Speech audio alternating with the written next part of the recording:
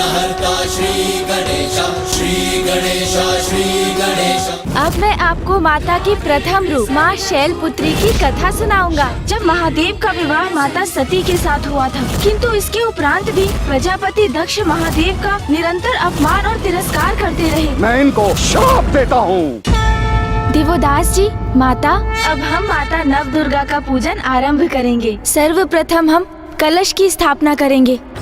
काशी की पावन भूमि से मिट्टी लेकर उसकी वेदी बनाएं।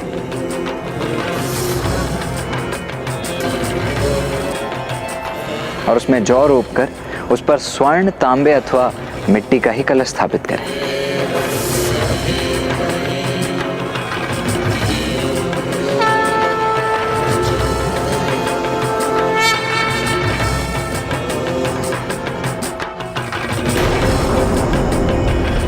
अब हम माँ आदि शक्ति के पार्थिव विग्रह की रचना करेंगे।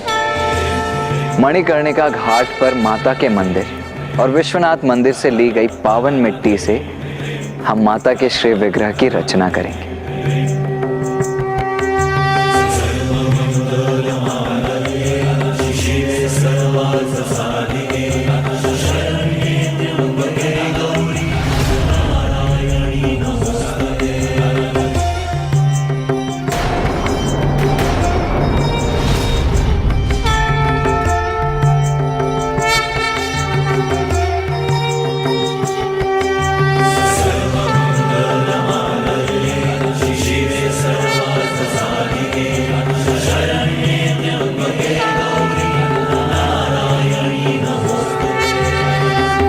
अब अन्य सभी तैयारियां होने के पश्चात हम सर्वप्रथम प्रथम पूज्य गणेश जी की पूजा करेंगे।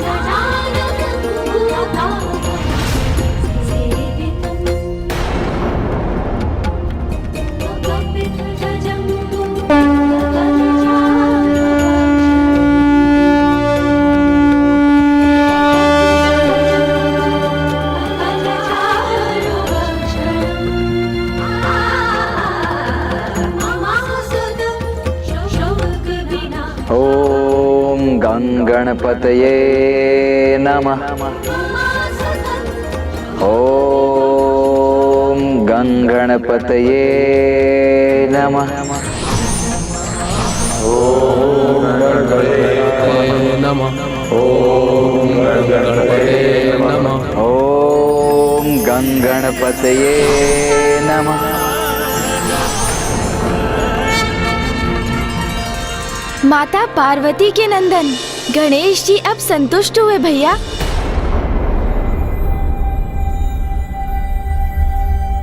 गणेश जी संतुष्ट हो गए? ये आपको कैसे ज्ञात हुआ? बस ज्ञात हो गया मुझे। माता के साथ नवग्रह और षोडश मातृकाओं की भी पूजा की जाती है, किंतु सर्वप्रथम माता आदि शक्ति की स्वरूप माने जाने वाली कुमारी कन्याओं का भी पूजन अनिवार्य है। ये कन्याएं 4 वर्ष की आयु से लेकर 10 वर्ष की आयु की होनी चाहिए, क्योंकि ये मान्यता है इसी आयु की कन्याओं में शक्ति रूपिणी माता आदि शक्ति का वास होता है। तो क्या हम कन्याओं का पूजन करेंगे? हाँ महाराज, इन 9 तिथियों में प्रत्येक तिथि पर हम एक कन्या का पूजन करेंगे। ये तो अति उत्तम है, क्योंकि नारी ही समाज की शक्ति का आधार है। क्योंकि कहा जाता है जहाँ नारी की पूजा होती है वो स्थान स्वर्ग के समान होता है। किंतु ब्राह्मण देवता, हमारी तो कोई पुत्रियां नहीं है और हमारे राजभवन में कोई लघु आयु की कन्याएं भी नहीं है, तो हम कन्या पूजन कैसे करेंगे?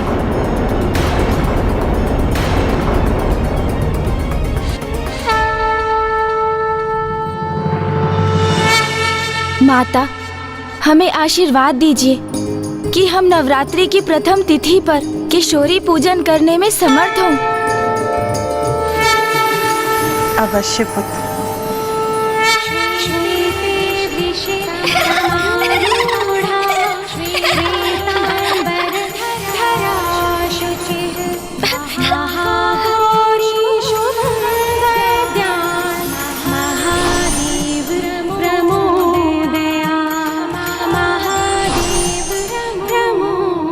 प्रणाम माता, प्रणाम महाराज।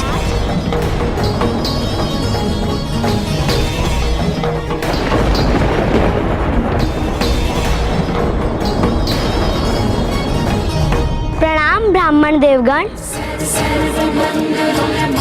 प्रणाम माता।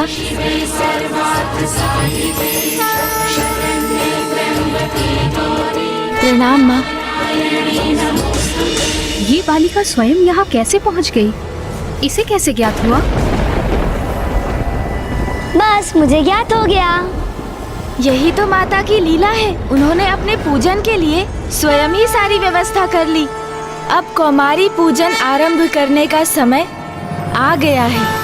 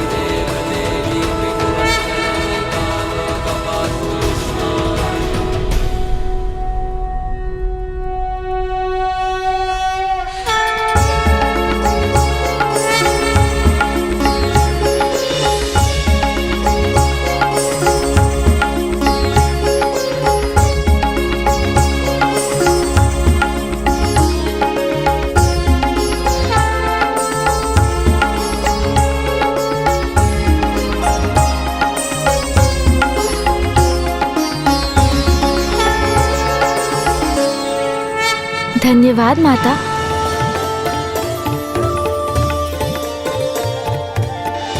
गुणेश जी, नवरात्रि की प्रथम तिथि पर अब मैं माता के 9 रूपों की कथा सुनने के लिए अति उत्सुक हो रहा हूँ।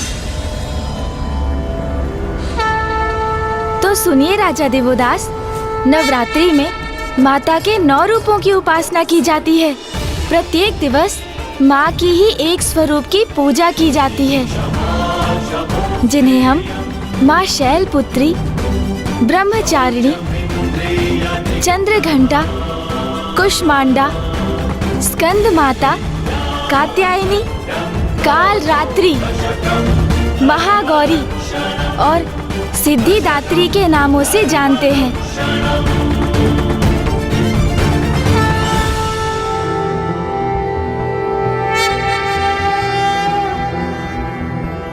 प्रथमं शैलपुत्री च द्वितीयं ब्रह्मचारिणी तृतीयं चन्द्रघण्टेति कूष्माण्डेति चतुर्थकं पञ्चमं स्कन्दमातेति षष्ठं कात्यायनीति च सप्तमं कालरात्रीति महागौरीति चाष्टमं नवमं सिद्धिदात्री च नवदुर्गा प्रकीर्तिताः।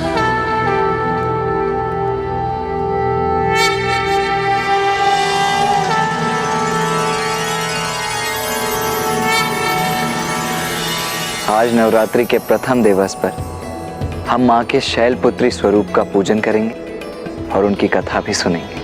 अवश्य ब्राह्मण देवता, किंतु उसके पूर्व ये भी बताने की कृपा करें कि माँ किसकी प्रतीक हैं? अति उत्तम प्रश्न किया है आपने महाराज दिवोदास। माँ तो वो शक्ति है, प्रकृति है, जिन्होंने महादेव के संयोग से इस संसार को जन्म दिया है।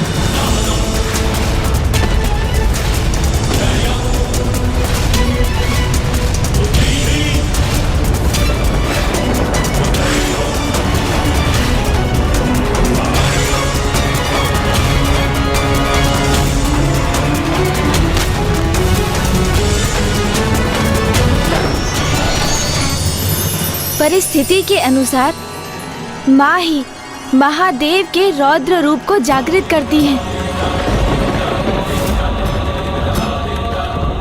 और फिर वो ही उनको उनके रौद्र रूप से शिव में परिवर्तित करती हैं। अर्थात ये समझने के लिए अब मैं आपको माता के प्रथम रूप माँ शैलपुत्री की कथा सुनाऊंगा, क्योंकि कोई भी व्रत और पूजन तभी पूर्ण होते हैं जब उनके पीछे की कथा का स्मरण किया जाए। क्योंकि अब हम नवरात्रि में हैं माँ के 9 रूपों की पूजा कर रहे हैं, तो हमें ये ज्ञात करना अति आवश्यक होगा कि माँ के 9 रूपों में प्रथम रूप माँ शैलपुत्री का आविर्भाव कैसे हुआ। तो ये कथा तब आरंभ हुई जब माता प्रजापति दक्ष की पुत्री थी और वो देवी सती रूप में प्रकट भी हुई थी और वो महादेव की पत्नी भी बनी थी।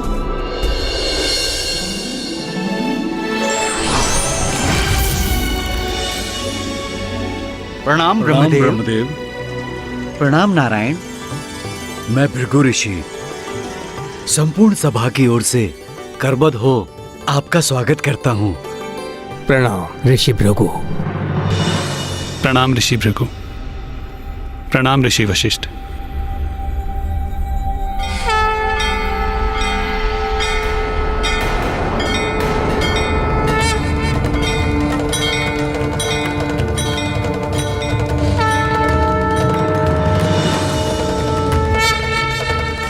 मैं तो मना रहा था कि महादेव यहाँ ना आए, किंतु उसके विपरीत हो गया।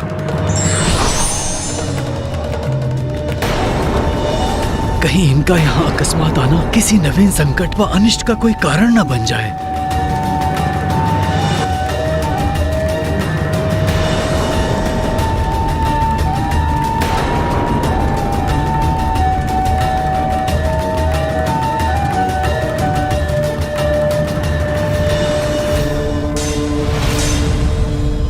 महादेव के साक्षात दर्शन पाकर हम तो धन्य हो गए। ऋषि वशिष्ठ, आपने हमें इस विशिष्ट ज्ञान सभा में आमंत्रित किया, ये तो हमारे लिए बहुत सम्मान की बात है।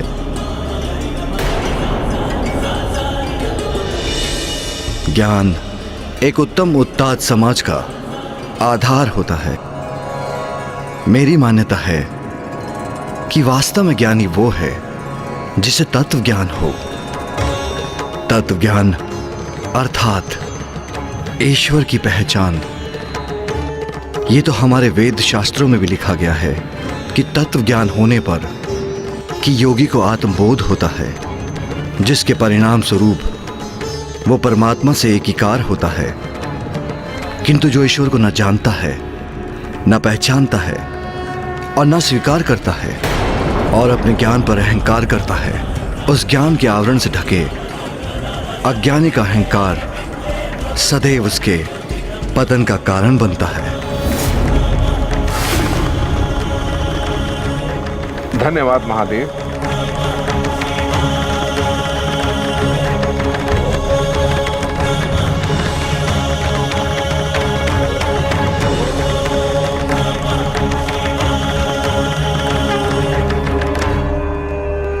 महादेव ने आज की सभा का विषय तो निर्धारित कर ही दिया है और वो है तत्व ज्ञान। ब्रह्मदेव, आप भी इस पे प्रकाश डालने की कृपा करें। प्रजापति दक्ष, जिन्हें ब्रह्मदेव ने ब्रह्मांड के अधिपति के पद पर स्थापित किया है, पधार रहे हैं।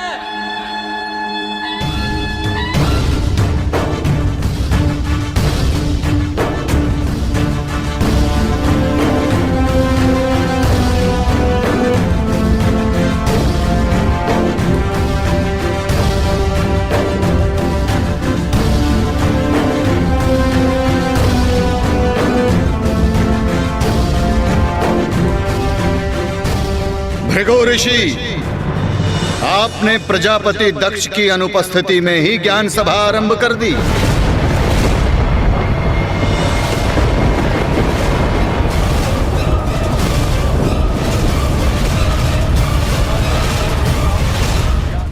कदाचित भूलवश आपने मुझे इस ज्ञान सभा में आमंत्रित कर दिया, जहां मुझे नहीं आना चाहिए था। ऋषिवर, ये क्या कह रहे हैं प्रजापति दक्ष? उचित ही कह रहा हूं ऋषिवर। जहां अघोरी और गण उपस्थित हों, वहां ज्ञान साधना कैसी है? ये आप क्या कह रहे हैं प्रजापति दक्ष? महादेव तो ज्ञान और प्रकाश की प्रकाष्ठा है। अच्छा ऋषि वशिष्ठ, यदि ये इतने ही बड़े ज्ञानी हैं, तो इन्हें यह भी ज्ञात होना चाहिए कि जब प्रजापति दक्ष ने यहां प्रवेश किया तो इन्हें खड़े होकर उनका अभिनंदन करना चाहिए, परंतु ये अपने स्थान से खड़े भी नहीं है।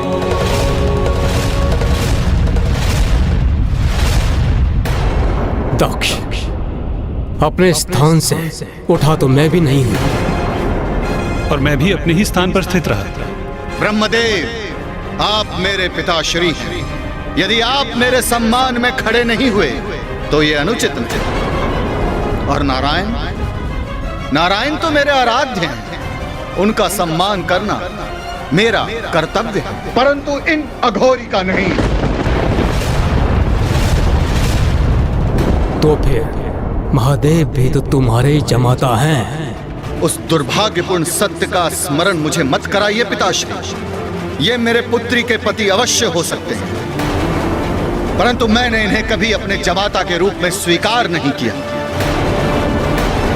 छलपूर्वक मेरे परिवार में प्रवेश कर मेरी पुत्री से विवाह किया, तो क्या ये मुझसे समानता के अधिकारी हैं? कदापि नहीं।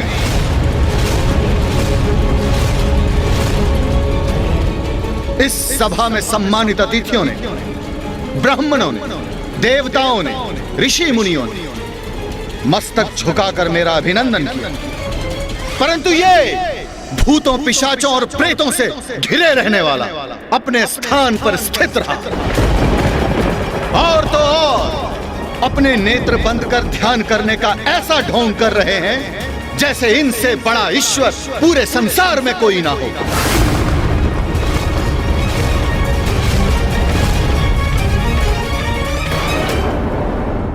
ए अघोरी, अपने नेत्र खोलिए, उठिए और मुझे प्रणाम कीजिए।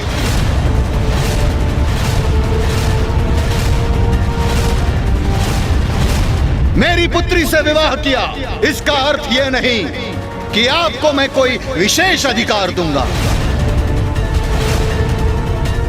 शमशान में निवास करने वाले इन निर्लज को मेरे समक्ष स्थान ग्रहण कर स्थित रहने में लज्जा नहीं आती? प्रजापति होने के नाते मुझे इन्हें इनकी इस उदंडता का दंड तो अवश्य देना होगा।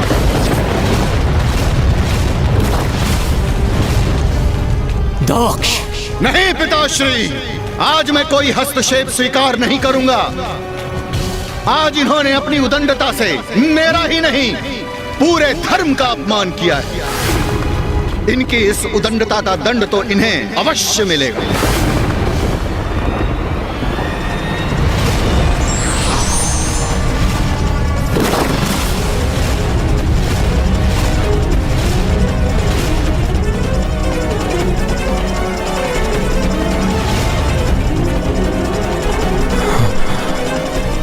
ये श्राप के भागी हैं। मैं इन कुलहीन, कुसंस्कारी, दुष्ट प्रवृत्तिधारी, शमशान में निवास करने वाले को श्राप देता हूँ, श्राप देता हूँ। देवताओं के साथ प्राप्त होने वाले यज्ञ के भविष्य के भाग से भी ये वंचित रहेंगे। प्राप्त होने वाले यज्ञ के भविष्य के भाग से भी ये वंचित रहेंगे।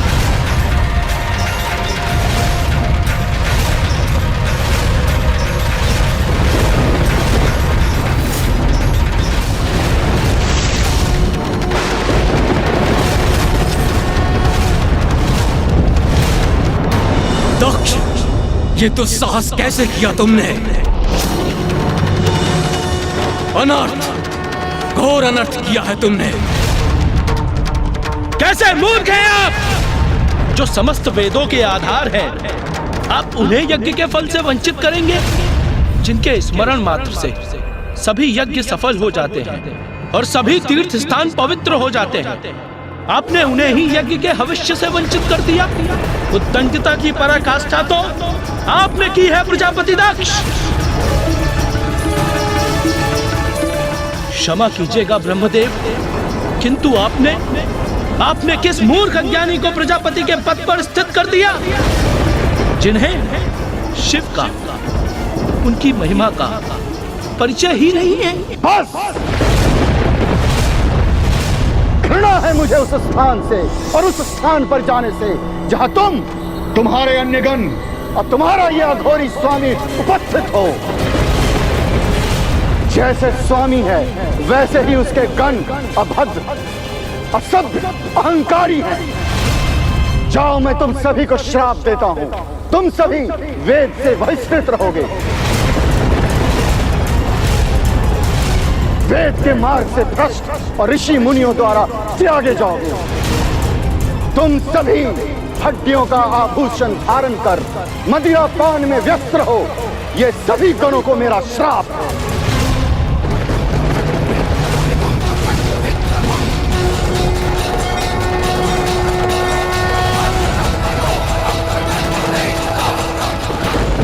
ये तीव्र वायु प्रवाह, ये प्रचंड ध्वनि, ऐसा अंधकार, ये सब क्या हो रहा है?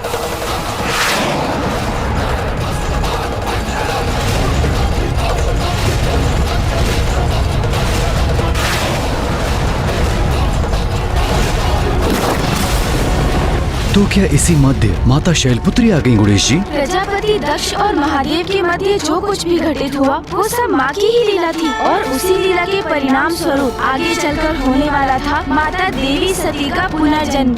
आप आगे की कथा जानने के लिए जितने उत्सुक है राजा देवोदास, उससे कहीं अधिक व्याकुल मैं हूँ आपको बताने के लिए कि आपने पिता श्री महादेव को काशी एवं माता से विलग कर कितनी बड़ी भूल की है। और अब इसी के साथ आपको ये भी ज्ञात होगा कि क्यों अब आपके जीवन के मात्र 10 दिवस ही शेष रह गए हैं। नवरात्रि में प्रथम पूजा तो माता शैलपुत्री की होती है, किंतु इनसे जुड़ी कथा तो अब भी शेष थी राजा देवोदास। उधर प्रजापति दक्ष नंदी एवं अन्य गणों के साथ अब कुछ अनुचित करने जा रहे थे। जाओ, मैं तुम सभी को श्राप देता हूँ। तुम सभी वेद से बहिष्कृत रहोगे, वेद के मार्ग से भ्रष्ट और ऋषि मुनियों द्वारा त्यागे जाओगे। तुम सभी हड्डियों का आभूषण धारण कर मदिरा पान में व्यस्त रहो। ये सभी गणों को मेरा श्राप है।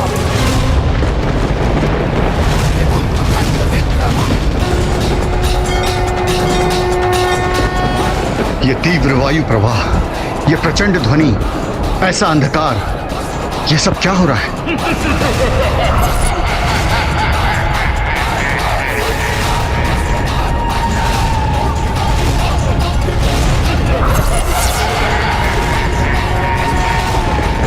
दुष्ट दक्ष प्रजापति, आपने आज सिद्ध कर दिया कि आपको शिव तत्व का लेश मात्र भी ज्ञान नहीं है। प्रजापति दक्ष, मैं आपको श्राप देता हूँ कि आपके इसी अहंकार के कारण एक दिवस ऐसा भी होगा कि आपके शरीर पर आपका शीश नहीं, अज का शीश होगा, अज का शीश होगा, अज का शीश होगा, अज का शीश होगा, अज का शीश होगा। जो धर्म का पालन ही नहीं करते वो श्राप दे भी तो क्या है, उसका श्राप फलित ही नहीं होगा। प्रजापति दक्ष, आप अपने अहंकार की सभी सीमाएं लांघ चुके हैं और अब इसका परिणाम भुगतने के लिए तत्पर हो जाइए।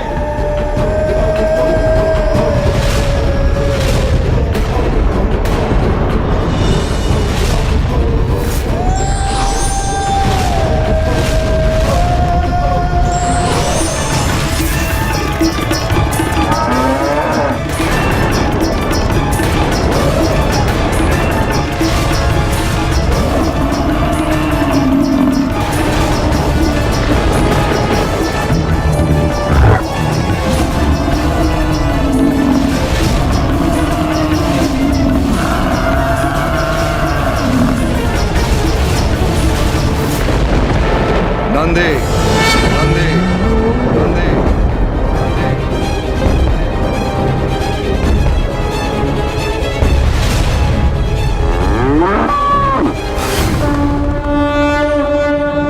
प्रजापति दक्ष और नंदी के इस व्यवहार के कारण तो महादेव का क्रोध अपने चरम पर होगा ना?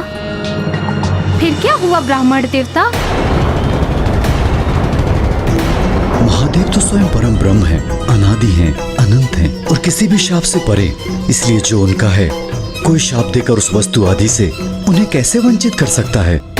आपके इन्हीं प्रश्नों का उत्तर देने के लिए ही तो हम यहाँ आए हैं महाराज देवदास। सत्य तो ये है कि आपको पिताश्री की महिमा और उनके विषय में सब कुछ ज्ञात होते हुए भी आपने उन्हें उनकी काशी और हमारी माता से दूर कर दिया। माता, यही तो विडंबना है कि कभी कभी ऐसे महाज्ञानी व्यक्ति भी भूल कर बैठते हैं, जैसे दक्ष प्रजापति ने की। स्वयं परम ज्ञानी होते हुए भी दंभ और अहंकार के मद में उन्हें सर्वोच्च होने की भ्रांति हो गई थी, और उन्होंने तो ये भी मान लिया था कि वो तो ईश्वर से भी ऊंचे पद पर स्थापित है। और इसी भ्रम के कारण एक ऐसी घटना घटित हुई जिसका बहुत भीषण परिणाम हुआ।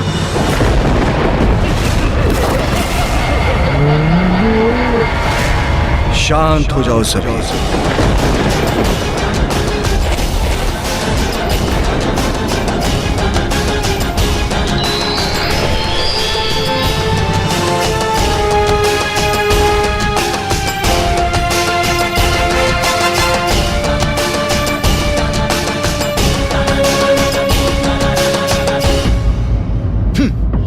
मुझे आतंकित करेंगे इन अघोरी के गण।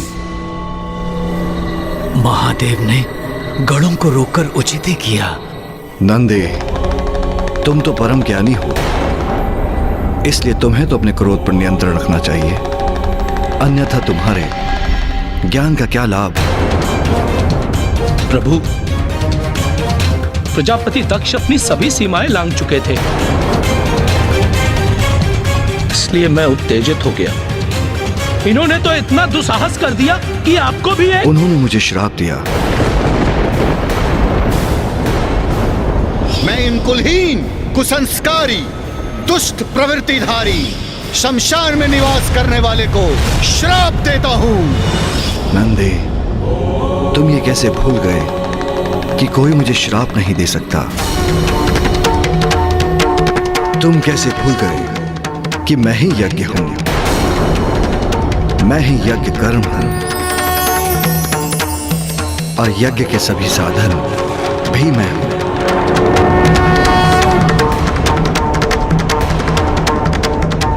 यज्ञ की आत्मा भी मैं हूं,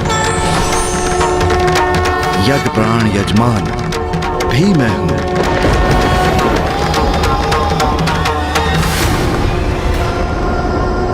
और जो यज्ञ से बहिष्कृत हैं, वो भी मैं हूं।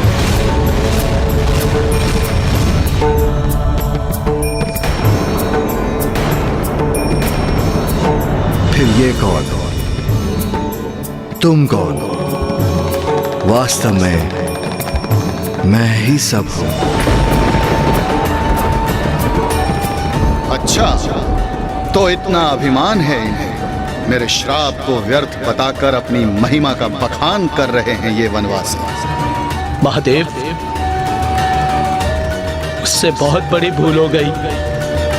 मुझे क्षमा कर दीजिए प्रभु। वृषभ के सिंह भी घातक होते हैं। अघोरी और उसका गण विचित्र स्वांग रच रहे हैं यहाँ।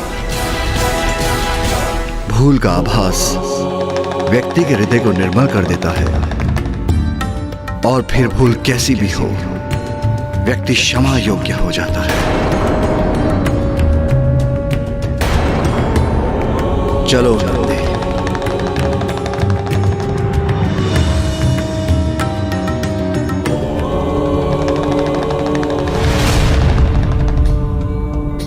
अद्भुत!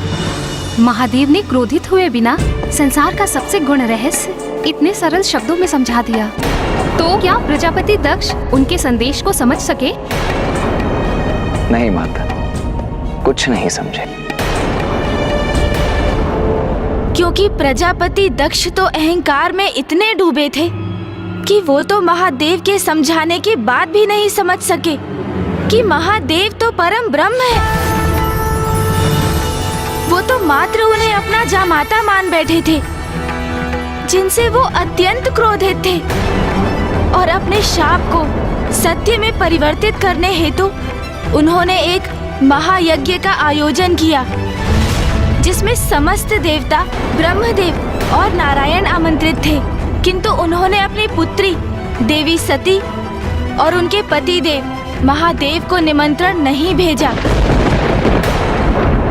किंतु महादेव के मना करने पर भी माता सती अपने पिता दक्ष प्रजापति के यज्ञ में प्रस्तुत हो गई और वहां जाकर उन्होंने देखा कि वहां महादेव के लिए तो कोई स्थान ही नहीं था। और जब उन्होंने अपने पिता से इस पर प्रश्न किया तो प्रजापति दक्ष ने महादेव का घोर अपमान किया। जिसे सदैव भूत प्रेत पिशाचों से घिरे रहना प्रिय हो, वो मंगलकारी कैसे हो सकता है? अरे वो तो अमंगलकारी है, वो अकुलीन उदंड है, जिसे स्वच्छता का रत्ती भर भी ज्ञान नहीं। तुम मुझे उसे इस महायज्ञ में आमंत्रित करने के लिए कह रही हो। अरे उसे इस महायज्ञ में तो क्या, मैं किसी यज्ञ में आमंत्रित नहीं करूंगा। माता उस यज्ञ में गई ही क्यों जहाँ वो आमंत्रित ही नहीं थी? माता, यही तो प्रभु की महालीला है। नंदी जी ने जो शाप प्रजापति दक्ष को दिया था उसे तो पूर्ण होना ही था ना। मैं आपको श्राप देता हूँ कि आपके इसी अहंकार के कारण एक दिवस ऐसा भी होगा कि आपके शरीर पर आपका शीश नहीं, अज का शीश होगा। तो ये घटना उसी का निमित्त बनी। माता सती समझ चुकी थी कि एकमात्र प्रभु रौद्र रूप में ही दक्ष एवं उनके सहयोगियों का अहंकार मिटा सकते हैं और महादेव का रुद्र रूप जागृत करने हेतु माता ने उसी महायज्ञ में स्वयं का दाह कर दिया। हे योगाग्नि, प्रकट हुई और अपने में समा के भस्म कर दीजिए मुझे।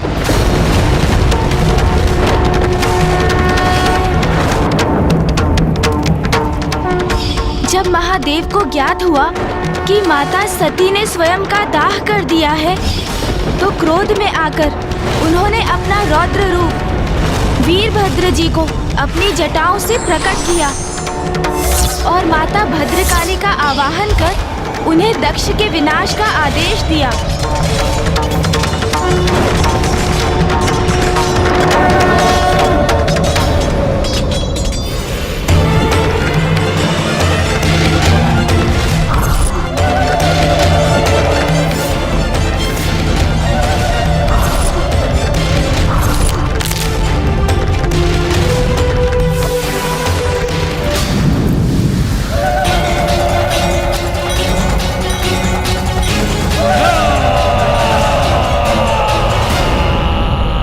वहां अपनी संहार लीला के उपरांत वीरभद्र और माता भद्रकाली ने दक्ष प्रजापति के राजभवन से प्रस्थान कर दिया।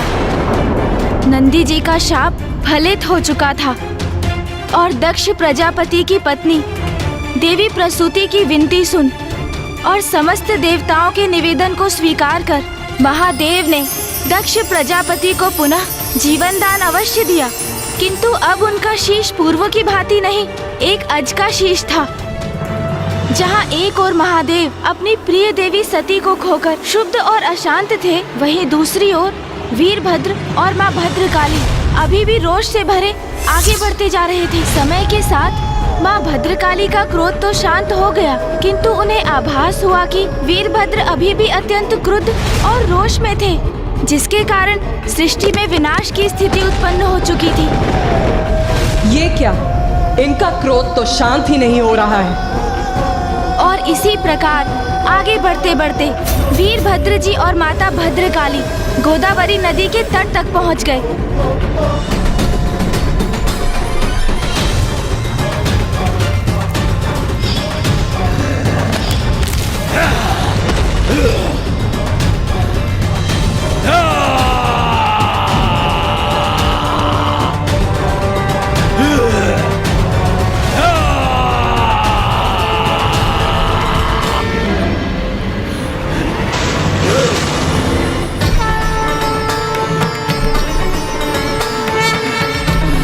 देवी सती के देहावसान के पश्चात महादेव से उनके विलग होने के कारण ही वीरभद्र जी अत्यंत शांत और कुपित हो उठे थे और रोष से भरकर उनका अशांत मन सृष्टि में चारों ओर प्रलय मचा रहा था।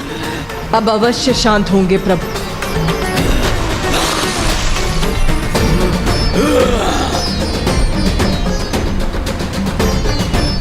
व्यर्थ है ये मेरा प्रयास। रक्त रंजित है मेरा तन, क्रोधित है मेरा मन, और वो ऐसे शांत नहीं होगा।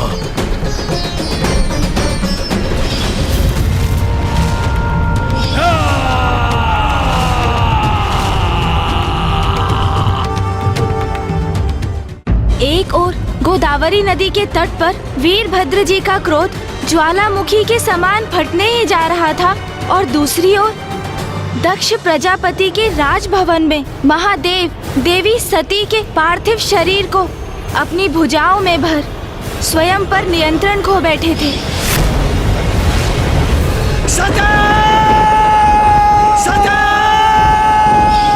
और उसके उपरांत आरंभ हुआ विनाश का तांडव।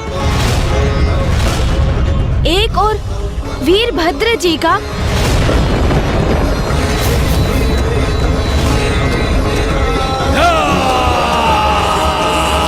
तो दूसरी ओर स्वयं महादेव का।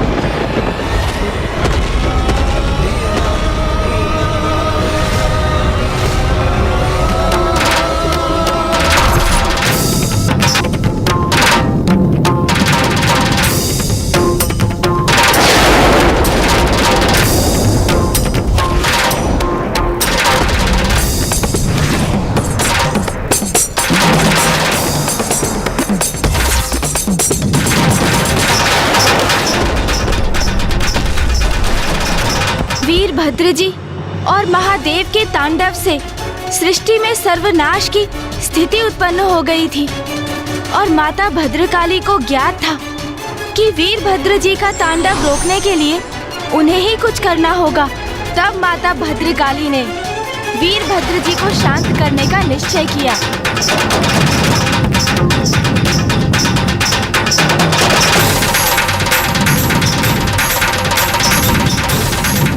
प्रभु के आवेश से उत्पन्न ऊर्जा तो मुझे उन तक पहुंचने भी नहीं दे रही है, और उन्हें तो जैसे मेरे होने का आभास भी नहीं। किंतु मुझे उन्हें शांत करना ही होगा, उन तक पहुंचना ही होगा मुझे।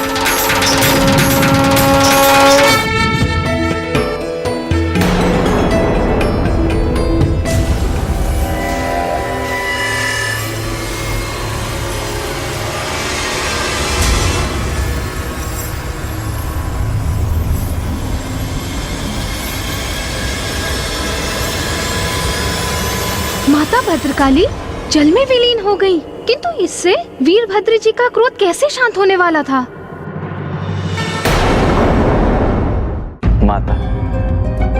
माता भद्रकाली जब पुनः जल से बाहर आई तो वो अपने मूल रूप से भिन्न रूप में थी। अर्थात ब्राह्मण देवता, क्या था उनका रूप?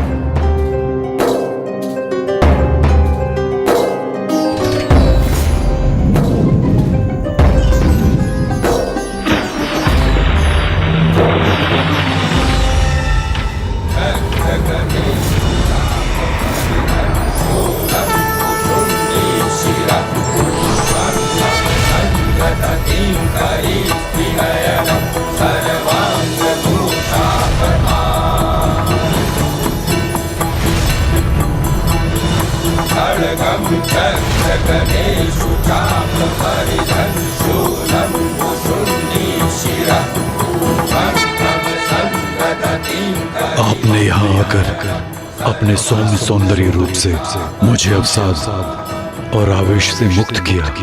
मैं आपका साथ पा सकूं, ये मेरी इच्छा है। कहिए देवी, क्या आप मुझसे विवाह करना स्वीकार करेंगी?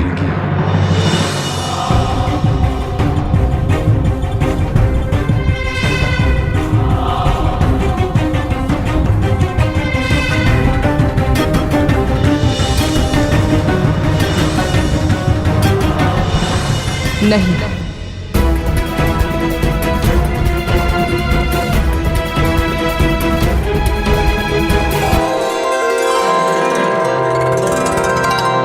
स्वामी, पाणी ग्रहण संस्कार के पूर्व आपको मेरा स्पर्श करने की अनुमति नहीं। अर्थात माता वीरभद्र जी से विवाह के लिए तैयार हो गईं।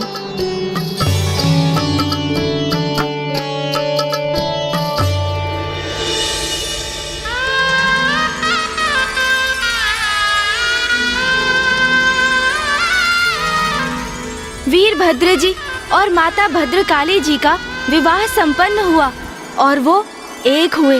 इस प्रकार माँ भद्रकाली ने क्रोधित एवं शुद्ध वीरभद्र जी का क्रोध पूर्णतः शांत कर दिया। और महादेव को कौन शांत करने वाला था और उनका तांडव कौन रोकने वाला था? महादेव के रोष का तांडव तो तभी रुक सकता था जब माता सती का शरीर उनसे विलग होता। इसीलिए देवताओं ने श्री हरि नारायण से प्रार्थना की कि वो इस स्थिति में हस्तक्षेप कर उसे संभाले। श्री हरि नारायण के सुदर्शन चक्र ने माता सती के पार्थिव देह को 51 भागों में विभक्त कर महादेव से पृथक कर दिया और फिर माता सती के देह के अंश जहाँ जहाँ पृथ्वी पर गिरे वहाँ वहाँ शक्तिपीठ स्थापित हुए। एक और माता भद्रकाली से वीरभद्र जी का विवाह उनके शांत होने का कारण बना, तो वहीं दूसरी ओर देवी सती का संसार से लोभ उनके सौम्य रूप से रौद्र रूप में परिवर्तन का कारण बना।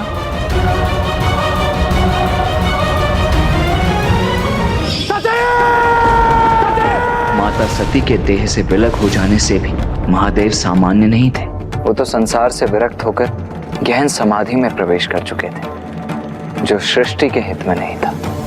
क्योंकि संसार के हित के लिए महादेव और माता आदि शक्ति का एक साथ रहना तो अनिवार्य है, तभी सृष्टि का संतुलन स्थापित रहता है। महादेव और माता शक्ति विलग होते हैं तो संसार का ह्रास होने लगता है। महादेव और माता आदि शक्ति यदि विलग होते हैं तो पाप और बुराई अपने पैर पसारने लगते हैं।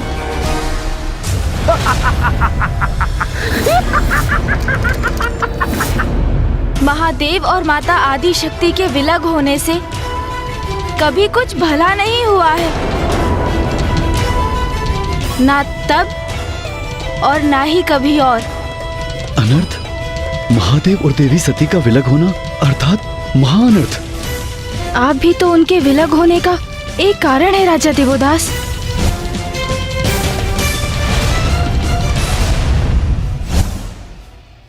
महादेव तो समाधि में चले गए थे, किंतु सती माता तो थी नहीं, तो महादेव को उनकी अवस्था से कौन निकालने वाला था? माता शैलपुत्री। जय मां शैलपुत्री, महादेव को पूर्ण किया तूने, तू है मां अधिष्ठात्री। माता सती के विलग होने के पश्चात महादेव तो समाधि में चले गए थे, किंतु सती माता तो थी नहीं, तो महादेव को उनकी अवस्था से कौन निकालने वाला था? माता शैलपुत्री। किंतु गुणेश जी, कौन थी ये माता शैलपुत्री? माता शैलपुत्री और कोई नहीं, वो तो स्वयं माँ आदि शक्ति थी, जिन्होंने माता पार्वती अर्थात माता शैलपुत्री के रूप में जन्म लिया। गुणेश जी, माता आदिशक्ति माँ शैलपुत्री का रूप धारण करके कब और कैसे प्रकट हुई, और उनके प्रकट होने के संतराल में क्या क्या हुआ? माता शैलपुत्री का आविर्भाव कैसे हुआ, ये तो मैं आपको विस्तार से बताऊंगा ही महाराज, किंतु संसार में उनके प्रकट होने के पूर्व वही हुआ जो महादेव और माँ आदि शक्ति के एक दूसरे से पृथक रहने पर होता है। सृष्टि पर गंभीर संकट छाना आरंभ हो गया था। संकट? क्या रूप धर के आया ये संकट गुणेश जी? वो संकट था अत्यंत भयंकर असुर वज्रंग।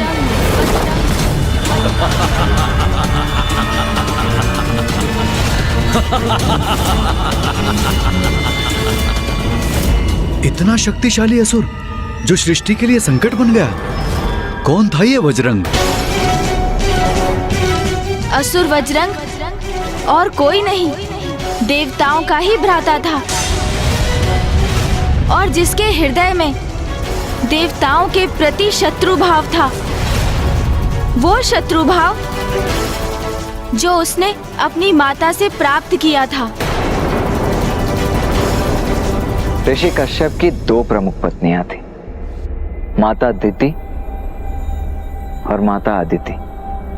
माता अदिति अद्वैतवाद में विश्वास रखती थी, अर्थात वो ईश्वर और स्वयं के अस्तित्व में भेद न मानकर स्वयं को ईश्वर का ही भाग मानती थी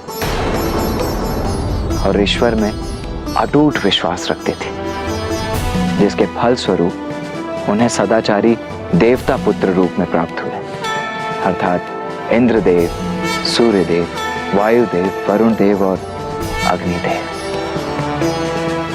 ऋषि कश्यप की द्वितीय मुख्य पत्नी माता दिति माता अदिति के विपरीत थी।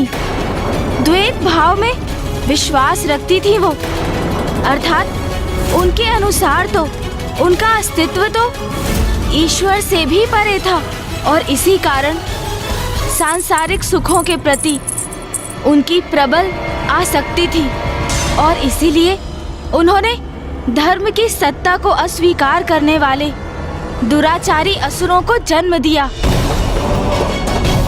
उन्हीं की आसुरी संतानों में से एक था महाशक्तिशाली असुर वज्रंग।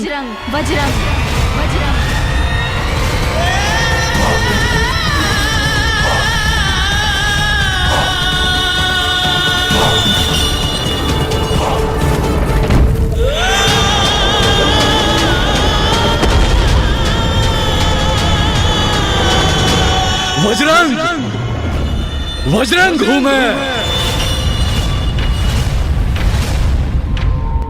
अर्थात जहाँ एक ओर ऋषि कश्यप देवताओं के जनक थे, दूसरी ओर अनाचारी असुर भी उन्हीं के संतान थे। हाँ माता, जहाँ एक ओर माता अदिति ईश्वर के साथ एकात्मता के भाव में लीन थी, वहीं माता दिति सत्ता और शक्ति के लोभ से ग्रसित थी।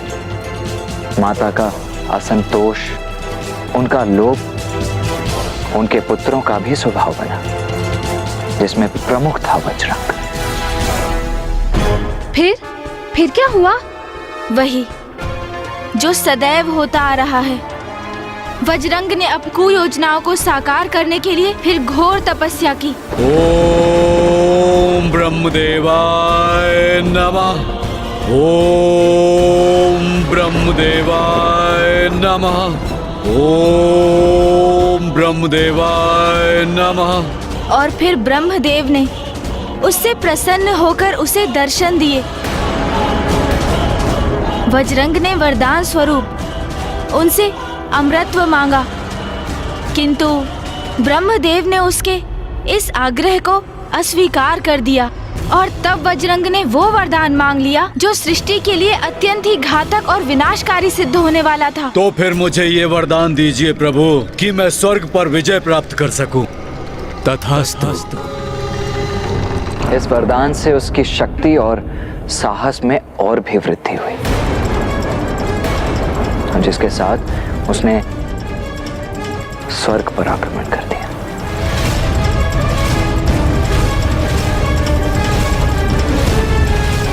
तुम अपनी शक्ति का दुरुपयोग कर रहे हो वज्रंग, किंतु मुझे ज्ञात नहीं तुम ऐसा क्यों कर रहे हो। तुम माता अदिति के पुत्र हो, हम एक ही पिता की संतान हैं। फिर तुम ये कैसे भूल सकते हो कि हम भ्राता हैं? और अब मैं अपने भ्राता से उसका स्वर्ग छीन रहा हूँ। आज से ये स्वर्ग मेरा हुआ। आज से तुम सभी देवता कारावास में मेरे बंदी बनकर रहोगे।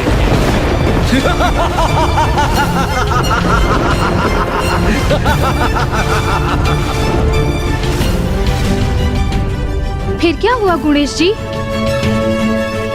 एक पिता ने अपने पुत्र से इस स्थिति में हस्तक्षेप करने का अनुरोध किया। प्रणाम पिताश्री। पुत्र कश्यप, वज्रंग अहंकार के वश में विवेक शून्य हो गया है। उसने अपने भ्राताओं देवताओं को बंदी बना लिया है। मैं चाहता हूं आप उसे समझाएं। यह अनुचित कृत्य करने से उसे रोकिए। उचित है पिताश्री। मैं पुत्र वज्रंग को समझाकर उसका विवेक जागृत करने का प्रयास करूंगा। तो क्या अपने पिता ऋषि कश्यप के समझाने पर वज्रंग उचित अनुचित का भेद समझ सका?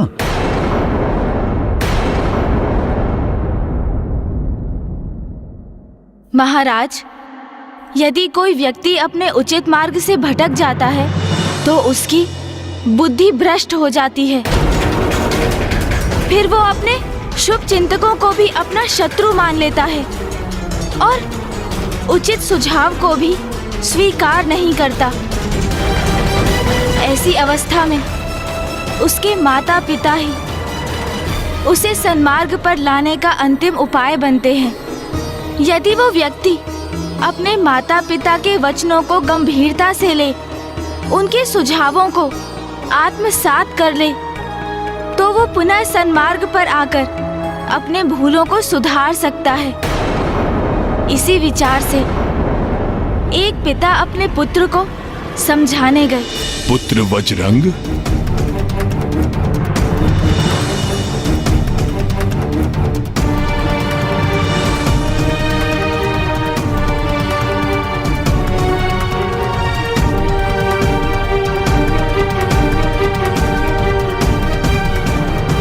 प्रणाम पिताश्री। मेरे नवीन निवास स्वर्ग में आपका स्वागत है। और माताश्री क्यों नहीं आई? वो अपने पुत्र को इंद्र के सिंहासन पर स्थित देख अति आनंदित होती हैं। तुमने सर्वथा उचित ही कहा पुत्र। उचित कहा कि जिस सिंहासन पर तुम अपना अधिकार जता रहे हो वो वास्तव में इंद्रदेव का आसन है। नहीं नहीं पिताश्री, मेरा अर्थ था कि अब ये इंद्रदेव का सिंहासन नहीं है। इस पर केवल मेरा अधिकार है। मैंने इस पर विजय प्राप्त कर इस पर अपना अधिकार स्थापित किया है। अच्छा, ये तुमने कैसे किया पुत्र? और कैसे पिताश्री?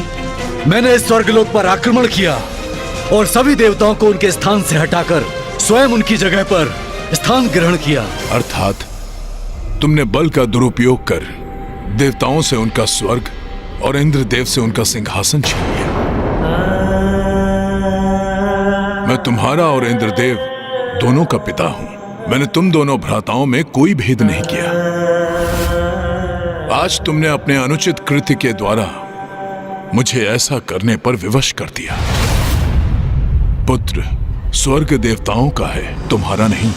तुम इस आसन पर स्थित होकर स्वर्ग के अधिपति होने का ढोंग अवश्य कर सकते हो, किंतु वो ढोंग के सिवा और कुछ नहीं है। क्योंकि जो तुम्हारा नहीं है तुम उसे प्राप्त कर सदैव सुख और संतुष्टि के भाव से वंचित ही रहोगे।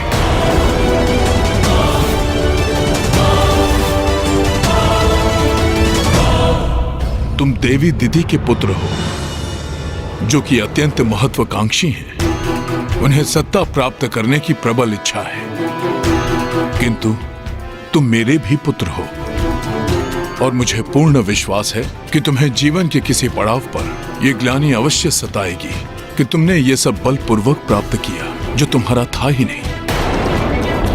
तुम अधिकारी नहीं थे।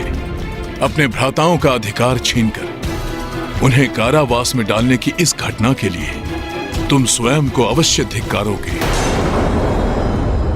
उस कर्म का कोई औचित्य नहीं है जिसके लिए भविष्य में प्रायश्चित करने के लिए विवश होना पड़े। पिता हूं तुम्हारा, तुम्हें उचित और अनुचित का भेद कराना मेरा कर्तव्य है, किंतु आगे तुम्हें क्या करना है इसका निर्णय तो तुम्हें ही लेना है पुत्र वज्रंग।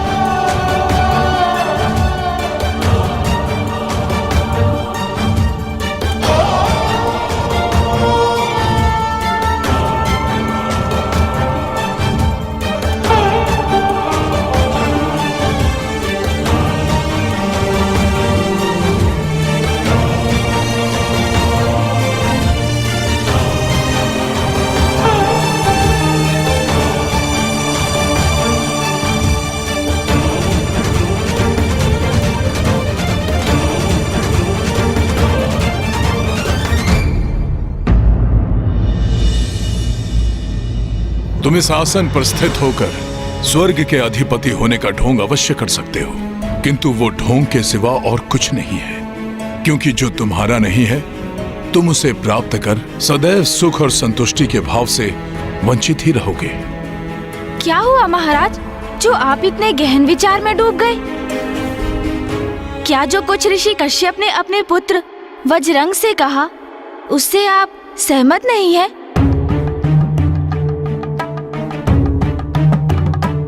जिस पर व्यक्ति का अधिकार नहीं है तो उसे प्राप्त करना तो अनुचित ही है ना? अवश्य ब्राह्मण देवता, वो तो सर्वथा अनुचित ही है। किसी और का सिंहासन प्राप्त कर उस पर स्थित होकर स्वयं को राजा घोषित करना अंततः ढोंग ही है। ऋषिवर ने वज्रंग से जो भी कहा वो सर्वथा उचित था। किंतु मुझे विश्वास है वज्रंग ने सिंहासन लौटाया नहीं होगा, क्योंकि अंततः वो असुर ही है और असुर प्रवृत्ति न्यायोचित आचरण कहाँ करने देती है। यदि मन में स्वयं को सुधारने की इच्छा हो तो एक असुर भी स्वयं को सुधारने में सक्षम हो जाता है। बस आवश्यकता है तो सन्मार्ग पर आने की, उचित कर्म करने की प्रबल इच्छा की। लौटा दो उसे जिस पर तुम्हारा कोई अधिकार नहीं, जो तुमने किसी अन्य से प्राप्त किया है। ये सिंहासन जिस पर स्थित हो तुम, उसे उसके वास्तविक अधिकारी के लिए रिक्त कर दो। ये मुझे इंगित करके आप क्या कह रहे हैं गुणेश जी? महाराज, ये वचन तो ऋषि कश्यप के थे अपने पुत्र के लिए। उसकी सद्बुद्धि जागृत करने हेतु ऐसा कहा था उन्होंने।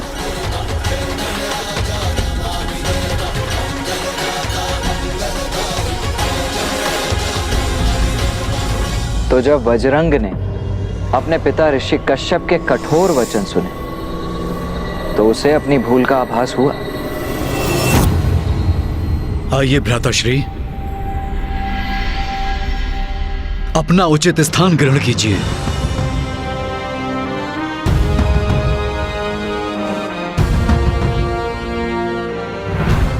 भ्राता इंद्र, मुझे क्षमा करें। अपने सिंहासन पर विराजमान होकर अपना कार्यभार पुनः संभालें। मैंने पिताश्री के वचन सुने और मुझे ज्ञात हो गया, जिस सुख को मैंने बल से प्राप्त करने का प्रयास किया वो स्थायी नहीं। स्थायी सुख तो मात्र ईश्वर के जुड़ाव से ही प्राप्त हो सकता है। उसी प्रकार जिस प्रकार माता अदिति ने आपको ईश्वर भक्ति करने का मार्ग दिखाया,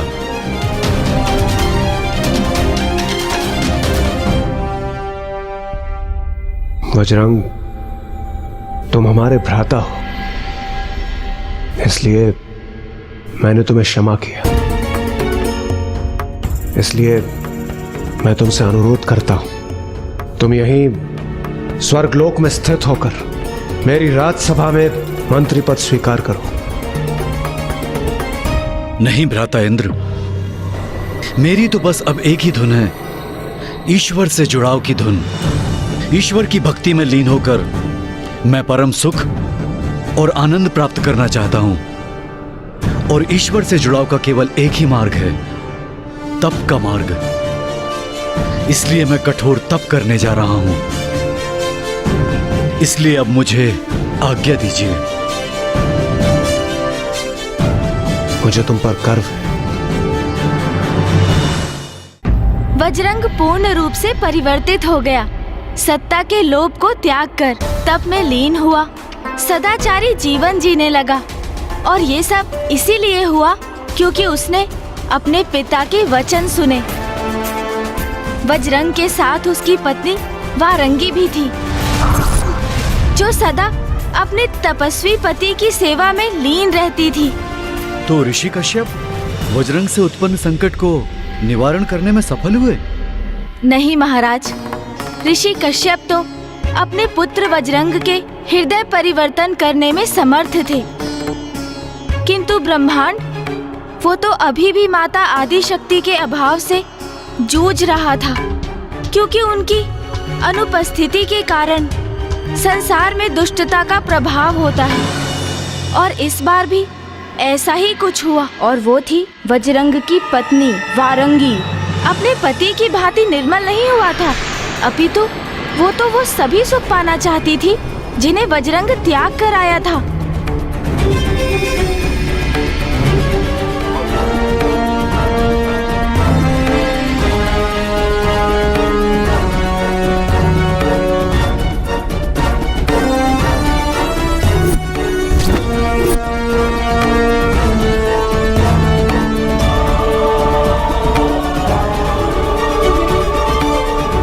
देवी वारंगी,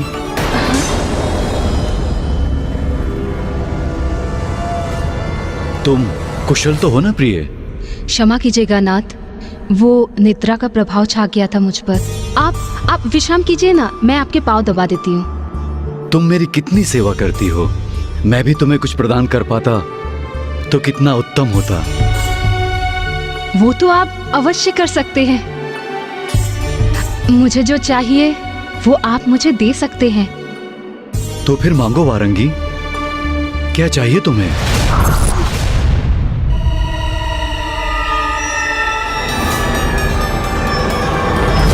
सर्वप्रथम आप मुझे एक वचन दीजिए कि मैं जो भी मांगूंगी वो आप मुझे अवश्य देंगे।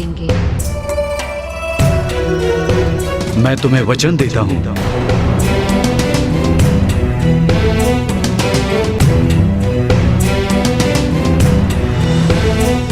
स्वामी, मुझे आपसे एक ऐसा पुत्र चाहिए जो हरि का विरोधी बने और त्रिलोक का विजेता, त्रिलोक का विजेता, त्रिलोक का विजेता, त्रिलोक का विजेता, त्रिलोक का विजेता। वारंगी, तुम्हारे अंतर में अभी तक देवताओं के प्रति द्वेष विद्यमान है, और वो तो सदा रहेगा। आप मुझे वचन दे चुके हैं स्वामी, और अब आपको मुझे ऐसा प्रतापी पुत्र प्रदान करना ही होगा।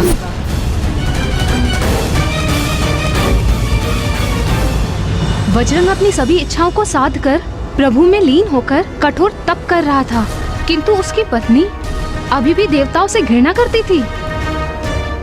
तो फिर वज्रंग ने क्या किया? वही जो पूर्व में उसने स्वयं के लिए किया, अब उसने अपनी पत्नी के लिए किया, कठोर तप। ओम ब्रह्मदेवाय नमः, ओम ब्रह्मदेवाय नमः, ओम ब्रह्मदेवाय नमः। और एक बार पुनः ब्रह्मदेव उसके समक्ष प्रकट होने के लिए विवश हो गए।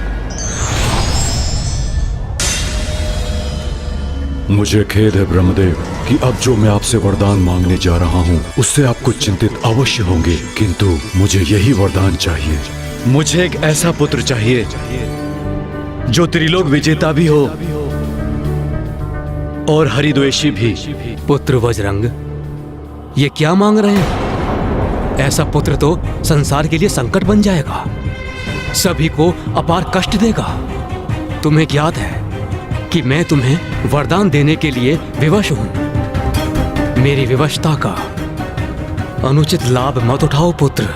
विवश तो मैं भी हूं ब्रह्मदेव, अपनी पत्नी को दिए वचन के कारण, इसलिए आपको तो मुझे यही वरदान देना होगा।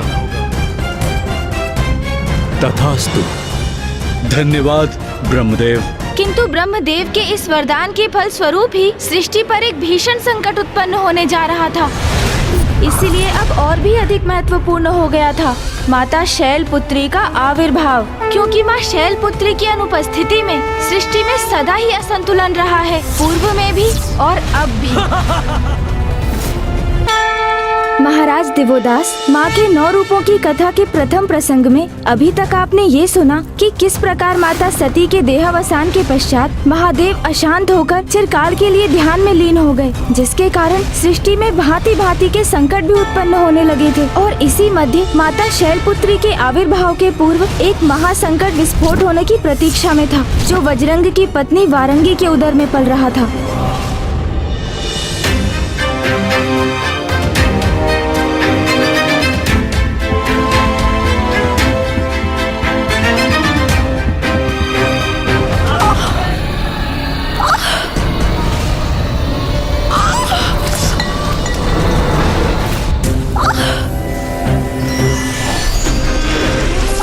देवी वारंगी, किसी दुष्ट के जन्म के आभास से तो सृष्टि भी विचलित हो उठती है। इसलिए अपशकुन प्रस्तुत कर सभी को चेतावनी देती है।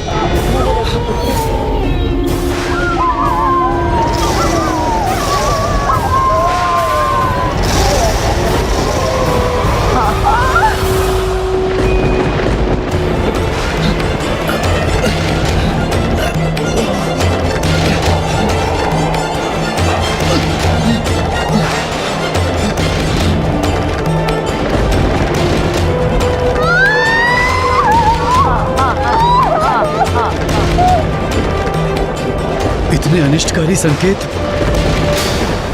मेरे पुत्र के रूप में संसार के लिए एक महासंकट जन्म ले रहा है।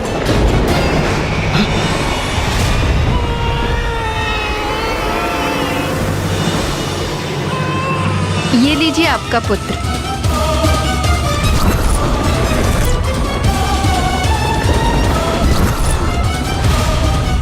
क्षुब्ध वज्रंग को शीघ्र ही ये आभास हो गया कि उसका जन्मा पुत्र वरदान के रूप में अब सृष्टि के लिए एक अभिशाप मात्र था, क्योंकि वो और कोई नहीं, वो वज्रंग का पुत्र तारकासुर था। तारकासुर था। ओम तारकासुराय नमः।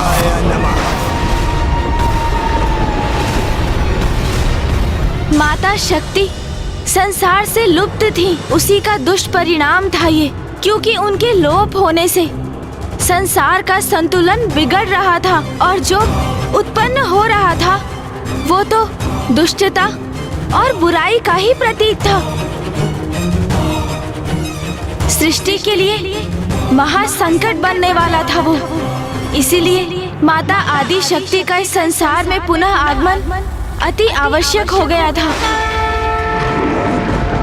वारंगी पुत्र तारक वो दुष्ट था जो तारकासुर के नाम से कुख्यात होकर संसार पर संकट बनकर छाने वाला था।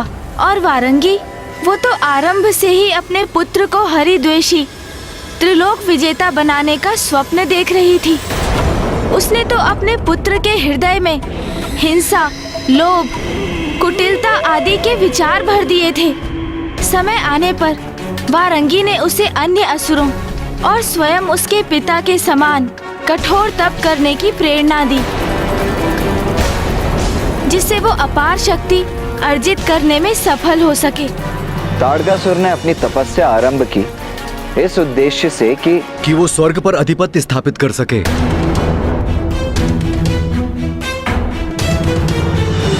नहीं महाराज, स्वर्ग पर अपना आधिपत्य प्राप्त करना तो उस दुष्ट के लिए तुच्छ सी बात थी। पूर्व के सभी असुरों से भिन्न उसने ब्रह्मदेव से ऐसा वरदान मांग लिया था जो सर्वथा अनूठा था। ओम ब्रह्मदेवाय नमः। ओम ब्रह्मदेवाय नमः। ओम ब्रह्मदेवाय नमः। ओम ब्रह्मदेवाय नमः। ओम ब्रह्मदेवाय नमः। ओम ब्रह्मदेवाय नमः। ओम ब्रह्मदेवाय नमः। ओम ब्रह्मदेवाय नमः। वत्स तारकासुर,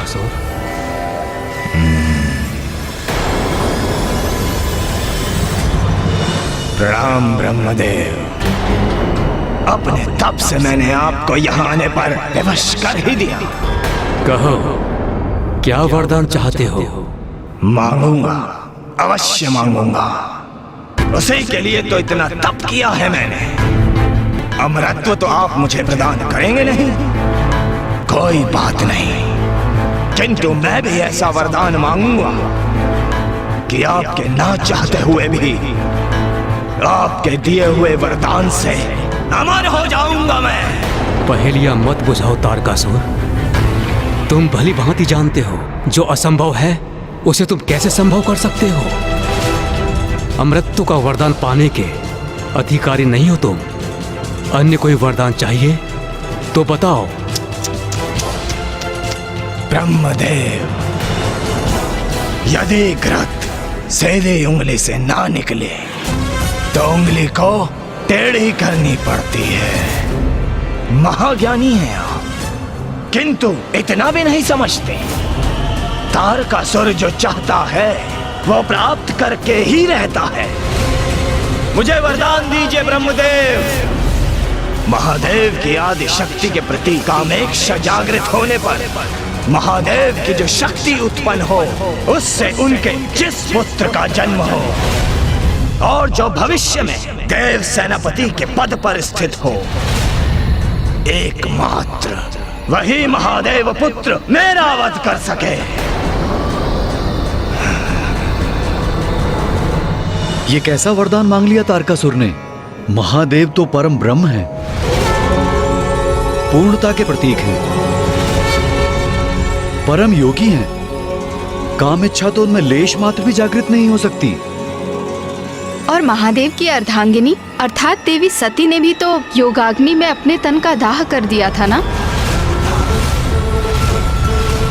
अर्थात वो तो संसार में उपस्थित ही नहीं थी,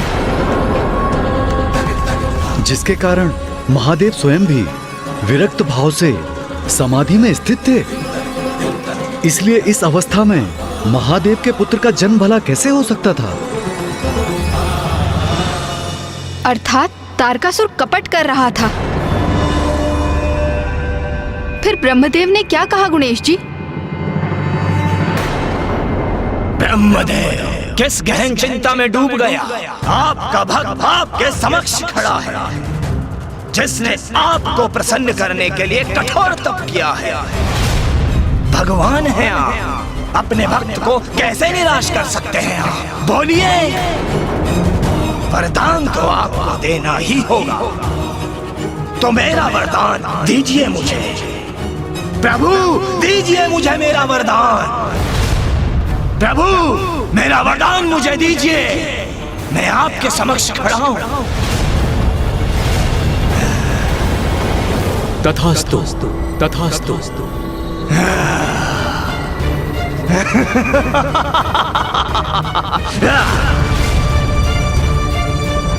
प्रणाम ब्रह्मदेव।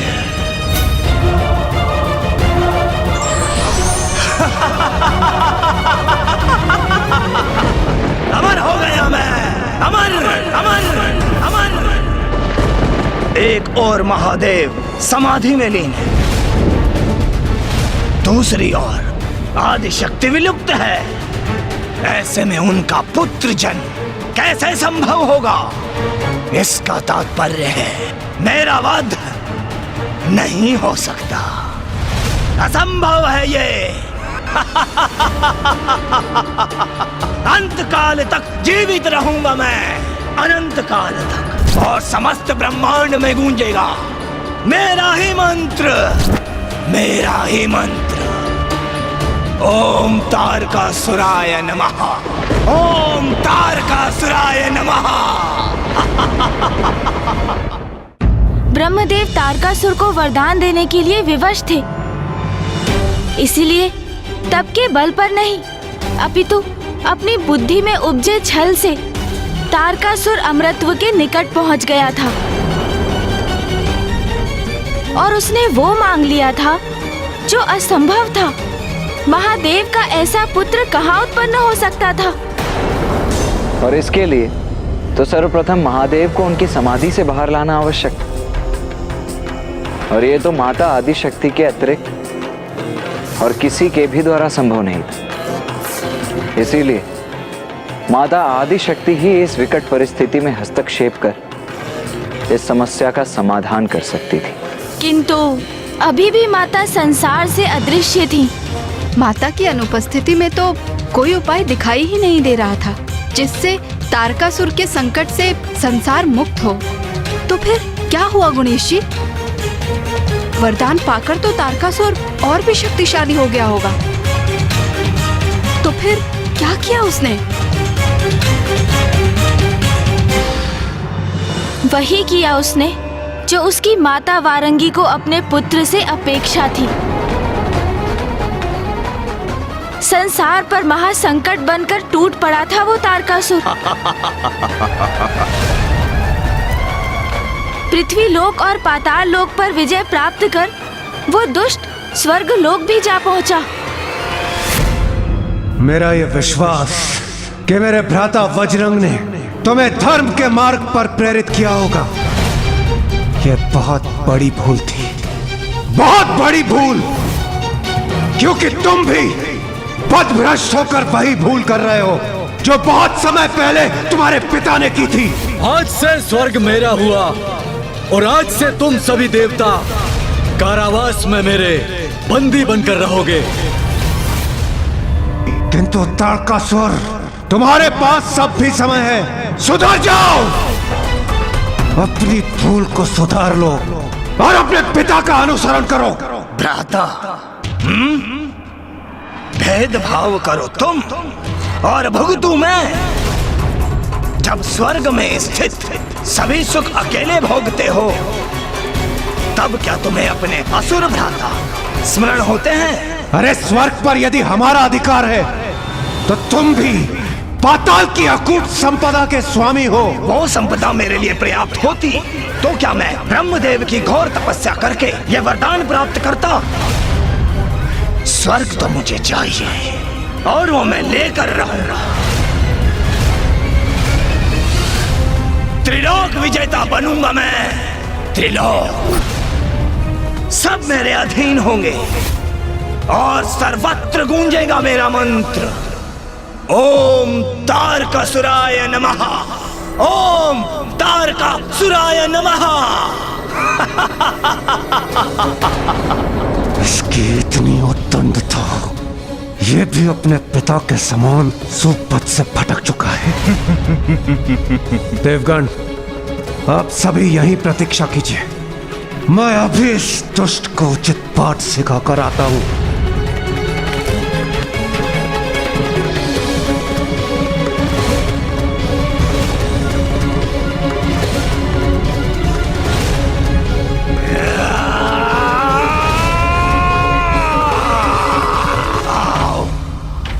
देवराजेंद्र, तुम्हें पराजित करके मैं स्वर्ग पर भी अपना एकाधिकार स्थापित करूंगा। दुष्ट असुर, मेरे एक ही प्रहार में तुम्हारे सारे ब्रह्म मिट जाएंगे। सावधान! ब्रह्म मिटेगा किंतु मेरा नहीं, तुम्हारा।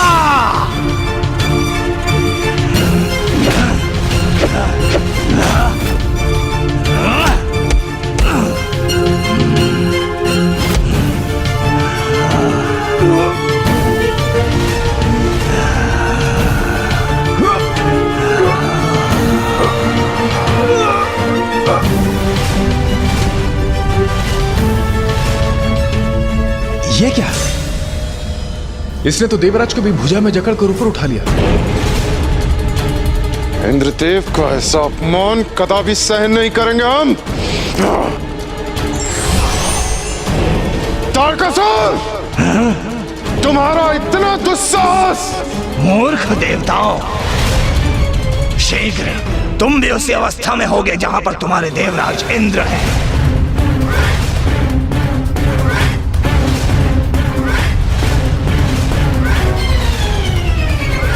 तुम सभी देवताओं एकत्रित होकर भी आ जाओ तो मुझे कोई क्षति नहीं पहुंचा सकते,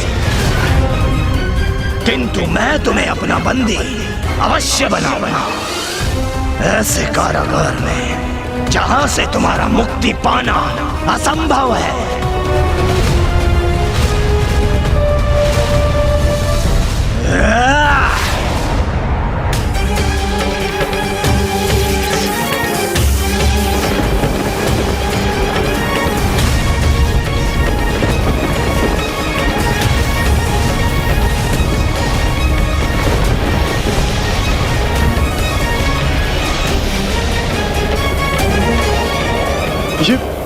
ये कैसे प्रवेश द्वार है जिन्हें ये नियंत्रित कर रहा? कुछ भी हो, हमें आक्रमण तो करना ही होगा।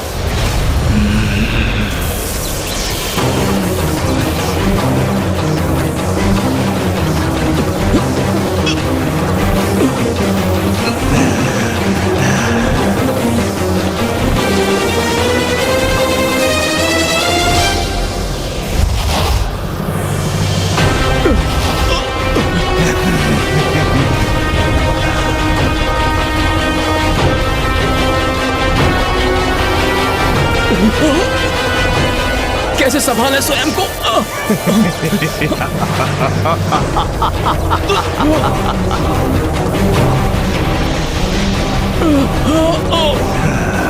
इस प्रकार तो सूर्यदेव, वायुदेव, वरुण देव और अग्निदेव इस संसार से लुप्त हो जाएंगे, और यदि ऐसा हुआ तो इस संपूर्ण सृष्टि का सर्वनाश हो जाएगा। इंद्रदेव, इन देवताओं के साथ सृष्टि की रक्षा तुम्हारे निर्णय पर टिकी है। तुम चाहो तो इन देवताओं की रक्षा संभव है। अपनी पराजय स्वीकार कर लो इंद्रदेव, अन्यथा मैं सूर्यदेव, अग्निदेव, वरुण देव और वायुदेव को ऐसे अंधकार स्थान पर भेज दूंगा जिससे बाहर निकलने का कोई मार्ग नहीं ढूंढ सकेंगे वो। ऐसे स्थान में ये क्या हो रहा है? ये सब क्या हो रहा है? कैसे रोकूं मैं इस दुष्ट को?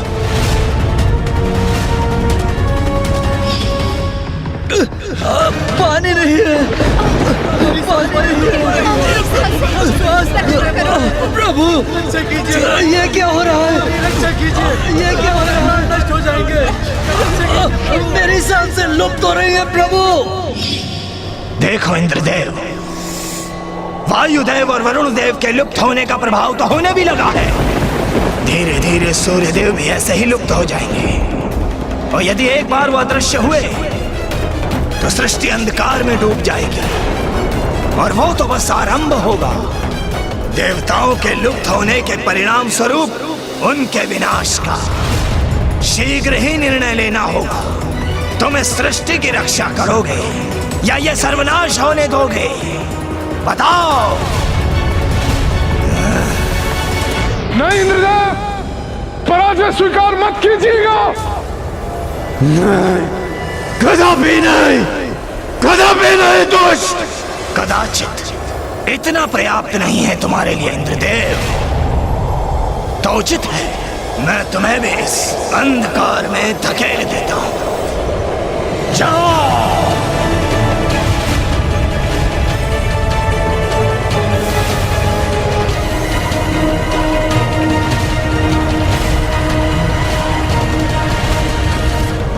तुम कुछ भी कर लो तारकासुर, हम पराजय कदापि स्वीकार नहीं करेंगे, कदापि नहीं। तो कदाचित मुझे कुछ ऐसा करना होगा जिसे तुम सहन ही ना कर सको।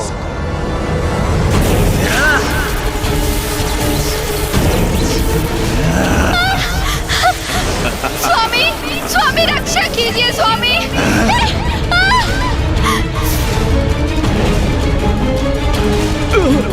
वायुदेव रक्षा कीजिए। देवी सची, देवी संज्ञा, स्वामी, स्वामी रक्षा। मैं तुम्हें और तुम्हारी देवियों को अवश्य ही सुरक्षित जाने देता, किंतु तुम तो हट पर ही अड़े हुए हो। तो फिर तुम्हारी पत्नियों को भी उस अंधकार में समाहित होना ही होगा ना। वायुदेव रक्षा कीजिए, रक्षा कीजिए, रक्षा कीजिए स्वामी, स्वामी रक्षा कीजिए, स्वामी, स्वामी रक्षा कीजिए। तारकासुर अनुचित कर रहा है हमारे साथ। कैसे बचाव करें अब हम? रुक जाओ, रुक जाओ तारकासुर, मैं पराजय स्वीकार करता हूँ, स्वीकार करता हूँ मैं पराजय। क्या कहा तुमने? पराजय स्वीकार की तुमने?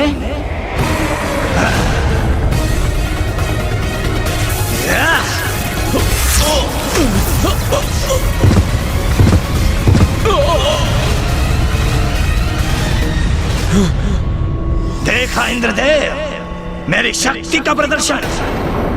त्रिलोक विजेता तारकासुर हूं मैं, तारकासुर हूं मैं, तारकासुर हूं मैं। मेरी एक बात का स्मरण रखना इंद्रदेव, आज के बाद मेरी तुलना मेरे पिता से भूल कर भी मत करना।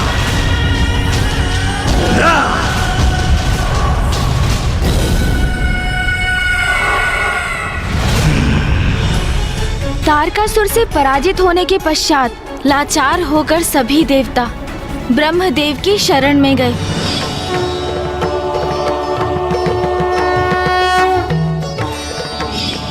ब्रह्मदेव के पास देवताओं के प्रश्नों के कोई ना कोई उत्तर और इस संकट के निवारण का कोई ना कोई उपाय अवश्य रहा होगा, है ना गणेश जी? क्योंकि उन्होंने ही तो तारकासुर को वरदान दिया था। मात्र ईश्वर से ही सभी प्रश्नों के हल की अपेक्षा करना उचित नहीं है। हमें स्वयं भी प्रयास करने चाहिए। क्योंकि महाराज, यदि ईश्वर का अपने भक्त के प्रति दायित्व है, तो क्या भक्त का उनके प्रति दायित्व नहीं? अवश्य, भक्त का भी ईश्वर के प्रति बहुत बड़ा दायित्व है। तो आप ये बताइए महाराज, यदि किसी भक्त को ज्ञात हो कि उसको प्राप्त वरदान के कारण कहीं किसी प्रकार का अनिष्ट हो रहा है, तो क्या ये भक्त का दायित्व नहीं कि वो उस अनिष्ट को होने से रोकने के लिए अथवा उस स्थिति में सुधार लाने के लिए समस्त प्रयास करे? आशा है आप भी शीघ्र ही समझ जाएंगे राजा दिव्यदास कि आप भी उन्हीं भक्तों में से एक हैं जिन्होंने अज्ञानतावश भगवान द्वारा प्राप्त वरदान का उचित उपयोग नहीं किया और आपकी काशी में राज इच्छा के कारण ही एक बहुत विकट समस्या उत्पन्न हो गई है। अवश्य, उन्हें ऐसा अवश्य करना चाहिए, ये तो भक्त का कर्तव्य है। किंतु माता, भगवान में प्रबल आस्था रखने वाले महान से महानतम ऋषि मुनि, यहाँ तक कि महान धर्मनिष्ठ राजा तक इस सत्य को समझने में असमर्थ हो जाते हैं, तो हम ताड़कासुर जैसे असुर से और क्या अपेक्षा रख सकते थे? इसीलिए आपके प्रश्न का उत्तर है नहीं। ब्रह्मदेव ने ना तो देवताओं के प्रश्नों का उत्तर दिया, ना ही उनके संकट निवारण का कोई उपाय।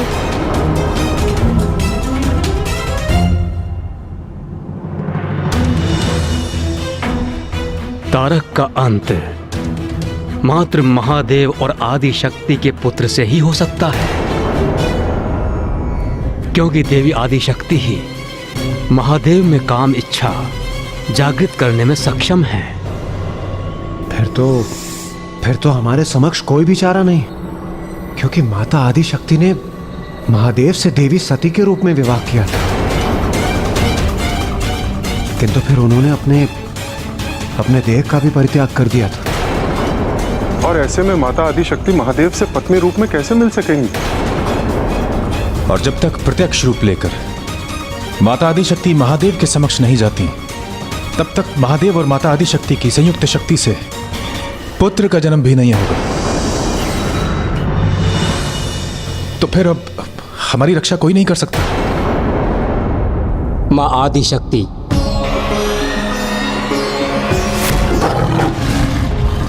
अब उनके आगमन से ही इस तारकासुर नामक संकट का अंत संभव हो सकता है। माता आदि शक्ति का तो कहीं कोई अस्तित्व ही नहीं है, तो फिर वो हमारी सहायता कैसे कर सकती है? देवगण, मुझे स्मरण है वो संकल्प।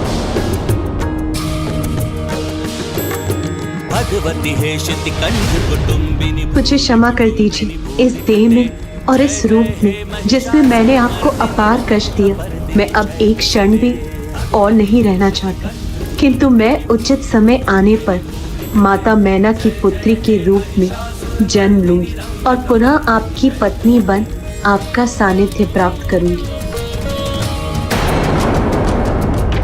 जब देवी सती ने देह त्यागने हेतु योगाग्नि उत्पन्न की थी, तब उनके मन में आगामी समय में देवी मैना की पुत्री के रूप में जन्म लेकर महादेव की पत्नी बनने का उनका संकल्प प्रकट हुआ था। देवी मैना, वो कौन है ब्रह्मदेव? देवी मैना और अन्य कोई नहीं, वरन प्रजापति दक्ष की ही नातिन थी। प्रजापति दक्ष की पुत्रियों में से एक थी देवी स्वधा। उन्हीं देवी स्वधा से 3 अयोनिजा पुत्रियों का जन्म हुआ। वो थी देवी मैना, देवी धन्या और देवी कलावती। एक बार माता मैना, माता धन्या और माता कलावती नारायण के निवास वैकुंठ में आयोजित यज्ञ में भाग लेने गईं।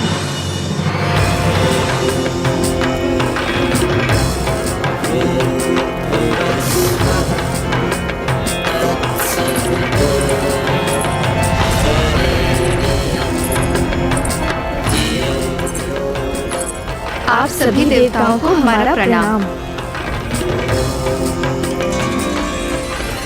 देवी मैना, देवी धन्या और देवी कलावती, आप सभी को यहाँ पाकर मैं अत्यंत प्रसन्न हुई। आइए और अपना स्थान ग्रहण कीजिए।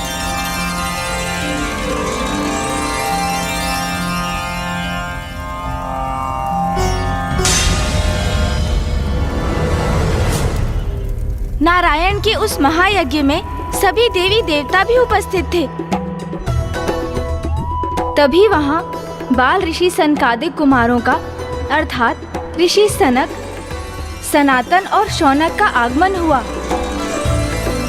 सभी स्वागत हेतु उनके सम्मान में अपने अपने स्थान पर खड़े हो गए, किंतु माताएं, माता मैना, धन्या एवं कलावती अपने स्थान पर ही स्थित रहीं। उनके द्वारा अपनी ऐसी अवमानना से चकित ऋषिवर उन्हें दंडित करने पर बाध्य हो गए, क्योंकि ऋषियों का अपमान दंडनीय अपराध है।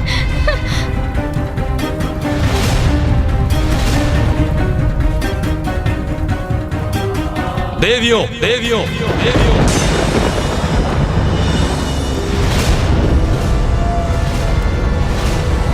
तुम तीनों देवियों ने हमारा अपमान किया है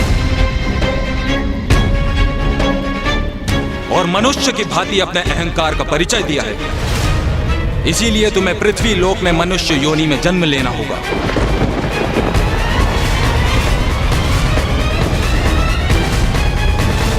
हे ऋषिवर, हमें क्षमा कर दीजिए, हमसे भूल हो गई। आपका अपमान करने का आशय कदापि न था हमारा। हम तीनों तो अपने परस्पर संवाद में ऐसा लीन हुए कि आपके आने का आभास ही न हो पाया। हाँ ऋषिवर, हमें क्षमा कर दीजिए। किंतु वहाँ जो भी हुआ वो तो सर्वथा अनुचित था ना गुणेश जी। क्या अनुचित मानकर आप इतनी व्यग्र हो रही हैं माता? यही कि माता स्वदा की अयुजा पुत्रियां माताएं मैना, धन्या और कलावती तो संस्कारी एवं सर्वगुण संपन्न थी, तो फिर महासनत कुमारों के प्रवेश करने पर वे उनके सम्मान में अपने स्थान से उठी क्यों नहीं? और महासनत कुमार तो इतने शांत स्वभाव के हैं, उनके स्वभाव में क्रोध और अहंकार तो लेश मात्र भी नहीं है, तो उन्होंने इतने साधारण से अपराध के लिए इतना कठोर दंड दे दिया। हाँ माता, ये सब तो माता आदि शक्ति की ही लीला थी। उनकी ही इच्छा से माता मैना, माता धन्या और माता कलावती अपने स्थान पर स्थित रहीं और दंड की भागी बनी। महान ऋषि होने के नाते सनत कुमारों को ये आभास हो गया था कि ये तो माँ की ही लीला है, इसीलिए उन्होंने माताओं को शापित और रक्षित किया, किंतु साधारण दंड देकर ऋषि सनत कुमारों ने माताओं को बड़े दंड से रक्षित भी तो किया। वो कैसे गुणेश जी?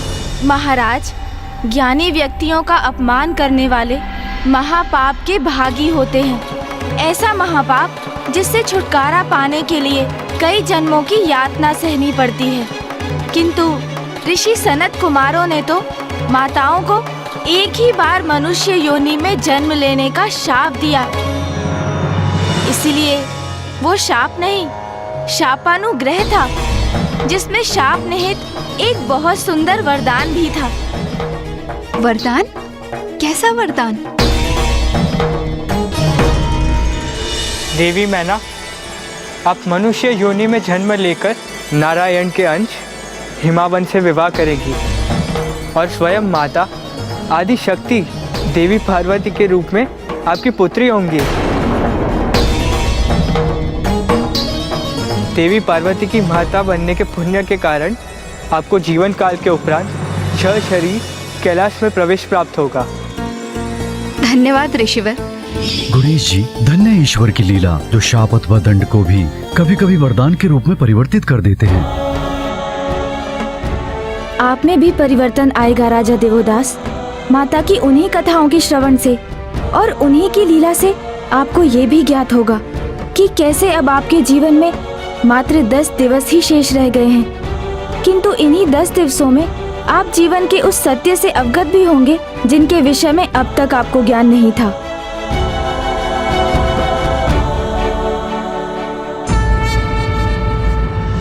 ऋषि सनत कुमारों ने क्रोध में आकर माताओं को शाप तो दे दिया। जब बाल ऋषि सनकादिक कुमारों का क्रोध शांत हुआ तो उन्हें एक अनूठा वरदान भी दिया। माता धन्या एवं माता कलावती को द्वापर में देवी राधा की माँ और त्रेता में देवी सीता की माँ बनने का वरदान प्राप्त हुआ। धन्यवाद ऋषिवर। और इसी प्रकार माता मैना को भी मनुष्य योनि में जन्म लेकर आदि शक्ति की माँ बनने का सौभाग्य प्राप्त हुआ। ये सभी जो घटित हुआ ये माता की ही लीला तो थी, क्योंकि ऋषिवर सनत कुमारों के श्राप के पीछे भी जगत कल्याण ही छिपा हुआ था। गणेश जी, ब्रह्मदेव ने देवताओं को ये तो बता दिया था कि माता मैना कौन थी, किंतु हिमावन कौन थे जिन्हें माता आदिशक्ति को पुत्री रूप में पाने का सौभाग्य प्राप्त होने वाला था। बताइए ना गणेश जी। राजा हिमावन और कोई नहीं, नारायण के ही अंश हैं। शांताकारं भुजगशयनं पद्मनाभं सुरेशं। क्योंकि एक भाई अपनी बहन से अधिक दूर भला कहाँ रह सकता है। जब ब्रह्मदेव ये सब देवताओं को बता रहे थे तब तारकासुर निश्चिंतता से स्वर्ग पर स्थापित हो गया था और उसने समूचे ब्रह्मांड में अपने आतंक का विस्तार करना आरंभ कर दिया था। जाओ, समस्त संसार को आतंकित कर दो, उन्हें मेरे नाम का उच्चारण सिखाओ। मेरा मंत्र ओम तारकासुराय नमः, इसी नाम की गूंज प्रत्येक स्थान पर सुनाई देनी चाहिए मुझे, और जो कोई ऐसा करने से अस्वीकार करे उसका अंत कर दो। और इस प्रकार अब माता आदि शक्ति का माता शैलपुत्री के रूप में जन्म लेने का समय आ चुका था। समय आ गया है। आप सभी माता आदि शक्ति का आह्वान कीजिए, उनसे प्रार्थना कीजिए कि वो पुनः पृथ्वी पर अवतरित हों।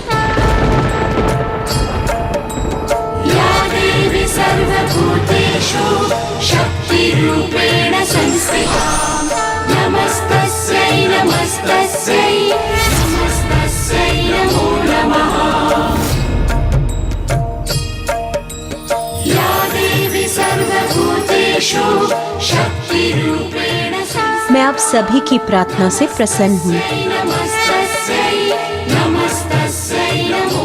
माता, आपको तो ज्ञात है दुष्ट तारकासुर ने समस्त संसार को आतंकित कर रखा है, इसलिए आपका महादेव से पुनः विवाह होना अनिवार्य है। हम सभी देवता आपसे विनती करते हैं कि माता मैना की पुत्री माता पार्वती के रूप में जन्म लेने की कृपा करें। अब समय आ गया, आप सभी जाइए और नारायण अंश राजा हिमावत का विवाह माता मैना से संपन्न कराइए। मैं पुनः अवतरित हूँ क्योंकि तारकासुर का अंत अब समीप। इस मध्य तारकासुर को मेरे आविर्भाव और उसकी मृत्यु के संकेत मिलते रहे।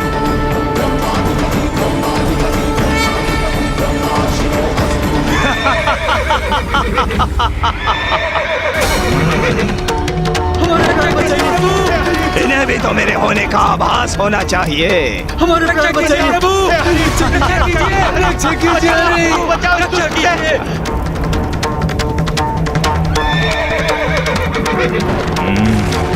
इसमें मुझे आनंद भी तो आएगा।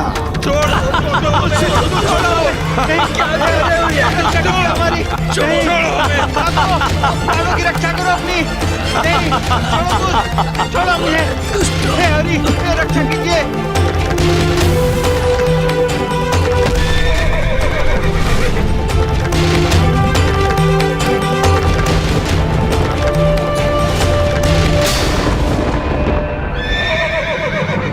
कौन है तू? हट जा मेरे मार्ग से, अन्यथा तू भी कुचला जाएगा।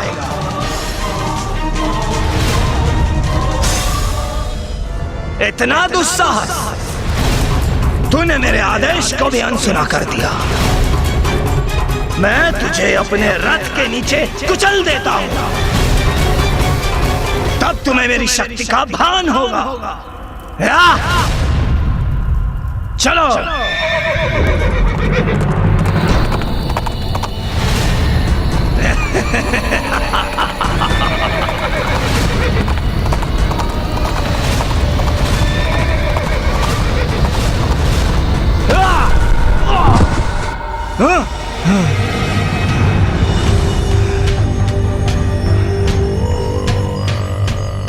मेरे दुस्वप्न में वो तेजस्वी युवक कौन था? दुष्ट तारकासुर को तो प्रभु और माता की उस दिव्य लीला का कोई ज्ञान नहीं था, फिर उसे दुस्वप्नों के माध्यम से पूर्वाभास क्यों हो रहा था? और उसके स्वप्न में वो युवक कौन था? माता सभी को ये ज्ञात करा रही थी कि तारकासुर के अंत का समय निकट आ रहा था। इसीलिए अब परोक्ष रूप से माता ने तारकासुर को उसका परिचय देना आरंभ कर दिया था जिससे उसकी भेंट अब शीघ्र ही होने वाली थी, और वो था उस दुष्ट का काल।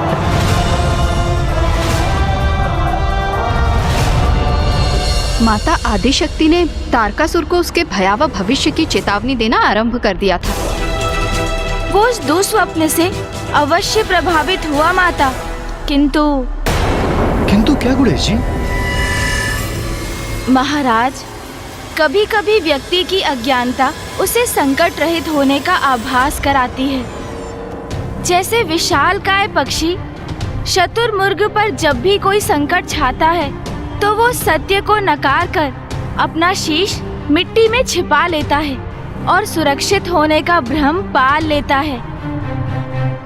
उसी प्रकार तारकासुर भी भ्रम उत्पन्न कर सभी चेतावनियों को नकार रहा था, किंतु सत्य को चाहे कितना भी नकार ले, वो सत्य ही रहता है।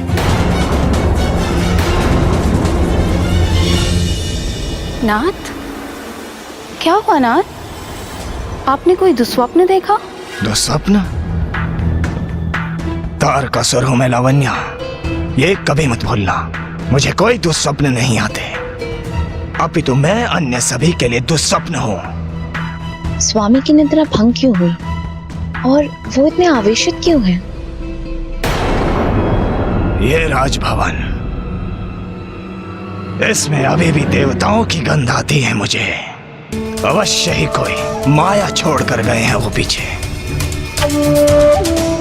इसीलिए तो इतना अप्रिय है ये स्थान मुझे। वैसे भी किसी अन्य की वस्तु को अपनाना तारकासुर को शोभा नहीं देता, इसलिए मैं इस स्वर्ग में एक नवीन राजभवन का निर्माण करूंगा और यहाँ से देवताओं का प्रत्येक चिन्ह मिटा दूंगा। एक और तारकासुर माँ की चेतावनियों को अनदेखा कर रहा था, तो वहीं दूसरी ओर माता आदिशक्ति देवी मैना के गर्भ से जन्म ले सके, इसके लिए देवताओं ने माता के निर्देशों का बड़ी गंभीरता से पालन करते हुए माता मैना और राजा हिमावन का विवाह संपन्न करवाया।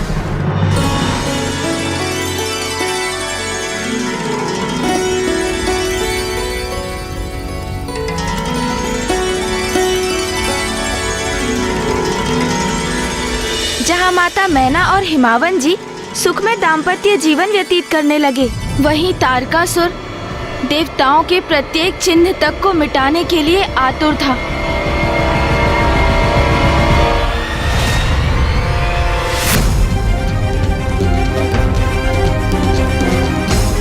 इंद्र के राजभवन से कहीं अधिक भव्य राजभवन होगा मेरा।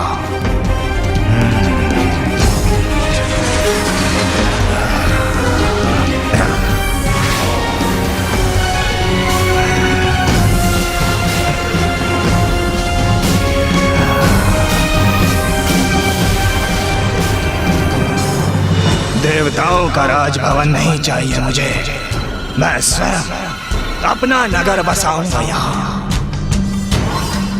स्वर्ग में भी और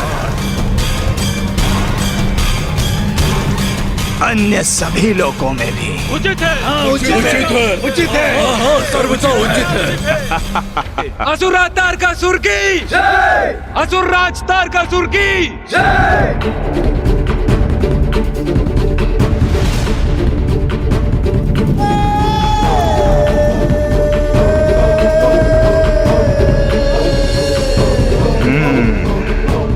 उचित है तो यह है शेष लोक। हाँ, वहां भी मेरे नवीन भवनों का निर्माण होगा।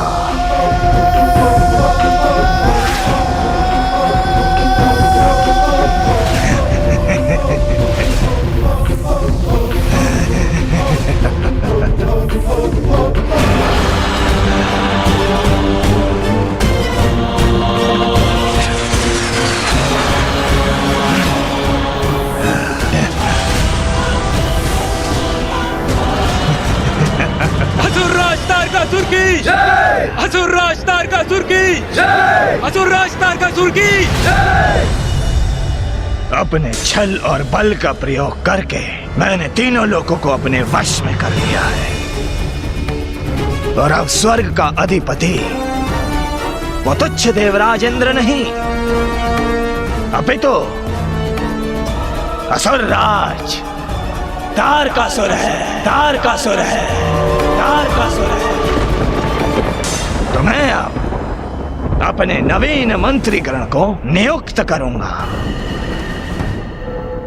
अक्षमन तारकासुर के प्रतिनिधि होने के नाते आज से किसी भी हवन कुंड में अग्नि प्रज्वलित नहीं होने दोगे। रात्रिसुर संसार को चंद्र के प्रकाश से रिक्त करो और उसे अनंत रात्रि में धकेल दो। और तुम पावकासुर जहां जहां ईश्वर हो वहां जाओ, सभी मंदिरों को उखाड़ फेंको। और तुम विजल वरुण लोक जाओ और सूखे की स्थिति उत्पन्न करो। जल की एक बूंद के लिए भी सभी को तरसा दो। असुरराज तारकासुर की असुरराज तारकासुर की असुरराज तारकासुर की असुरराज तारकासुर की असुरराज तारकासुर की। मैंने कहा था ना, देवताओं का कोई चिन्ह शेष नहीं छोड़ूंगा। तो जाओ, समस्त संसार में हाहाकार मचा दो, जिससे ऋषि मुनि ब्राह्मण नर नारी बालक सभी देवताओं को भूलकर मेरी पूजा करें और सभी की जीवा पर केवल एक ही नाम और एक ही मंत्र होना चाहिए। ओम तारकासुराय नमः। ओम तारकासुराय नमः। ओम तारकासुराय नमः।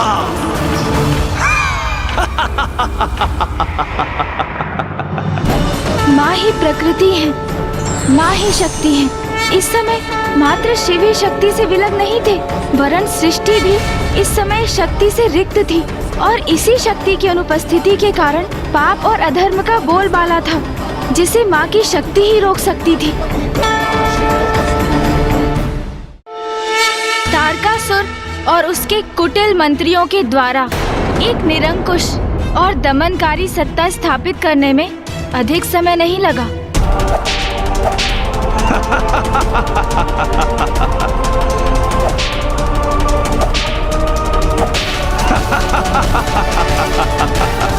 और जैसे जैसे समय बीतता गया, देवता और भी व्यग्र और अधीर होते गए। वो अवश्य माता मैना के संतान की प्रतीक्षा कर रहे थे, क्योंकि माता आदि शक्ति उन्हीं की पुत्री के रूप में प्रकट होने वाली थी। किंतु उसमें विलंब क्यों हो रहा था? माता आदि शक्ति को अपनी पुत्री रूप में प्राप्त करने हेतु माता मैना को और तैयार होने की आवश्यकता जो थी। माता मैना को तो ये ज्ञात भी नहीं था कि ऋषि सनत कुमारों ने ही उन्हें पूर्व जन्म में ही मनुष्य योनि में जन्म लेने का शाप दिया था। तो उन्हें अपनी वास्तविकता से परिचय कैसे प्राप्त होने वाला था? महाराज, इसका उपाय भी ब्रह्मदेव ने ही प्रस्तुत किया। प्रभु, हमें और कितनी प्रतीक्षा करनी होगी? कब होगा इस संकट का अंत? माता आदिशक्ति के आदेशानुसार हमने माता मैना और राजा हिमावन का विवाह भी संपन्न करा दिया। तो अब तो समय आ गया ना कि हमारे भी कष्ट दूर हो। अब समय आ गया है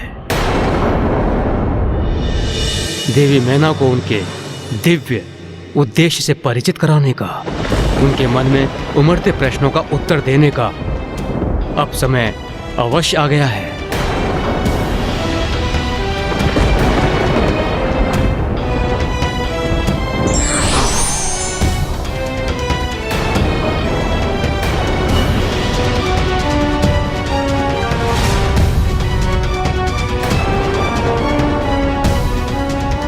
एक दिव्य ऋषि का रूप धारण कर ब्रह्मदेव राजा हिमावन के राजभवन में पहुंच गए।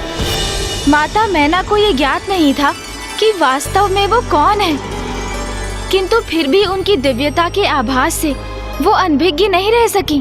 कितने दिव्य है ये ऋषिवर, इनका प्रभाव मंडल, इनके मुख और व्यक्तित्व का तेज कितना अद्भुत है। इन्हें देखकर मुझे ऐसा आभास हो रहा है जैसे मेरा इनसे पूर्व का कोई परिचय है। पुत्री मैना के मन में उठा विचार सर्वथा उचित है। मेरी पौत्री देवी सुधा की पुत्री होने के नाते ये मेरी प्रपोत्री है। देवी मैना, ये ऋषिवर विश्वराज अपने यात्रा के मध्य हमारे राजभवन में हमें आशीष देने पधारे हैं। प्रणाम ऋषिवर। सौभाग्यवती भावा। क्या हुआ पुत्री?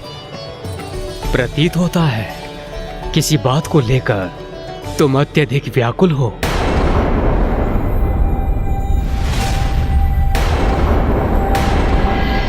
ऋषिवर, मेरे मन में सदैव कुछ अस्पष्ट दृश्य उत्पन्न होकर मुझे उलझन में डाल देते हैं। ऐसा प्रतीत होता है मानो ये दृश्य किसी पूर्वकाल की पुनरावृत्ति है, किंतु मुझे स्पष्ट कुछ भी स्मरण नहीं होता ऋषिवर। मुझे बताइए देवी, आपको इन दृश्यों में क्या दिखाई देता है? एक यज्ञ, 3 युवतियां, यज्ञ वेदी पर स्थित 4 दिव्य प्रकाश पुंज, फिर वहां बाल ऋषियों का आगमन और फिर एक दिव्य लाल प्रकाश मुझे संकेत देकर स्वयं की ओर बुलाते हुए और प्रेरित करते हुए दिखाई देता है। और उसके उपरांत एक प्रबल इच्छा का आभास होता है मुझे। कैसी प्रबल इच्छा? एक पुत्री प्राप्त करने की इच्छा। इसमें व्याकुल होने का क्या कारण है? ऋषिवर, स्वयं माँ आदिशक्ति ही मेरी पुत्री बने, मेरे मन में ऐसी इच्छा जागृत होती है। देवी मैना, ये आप क्या कह रही है?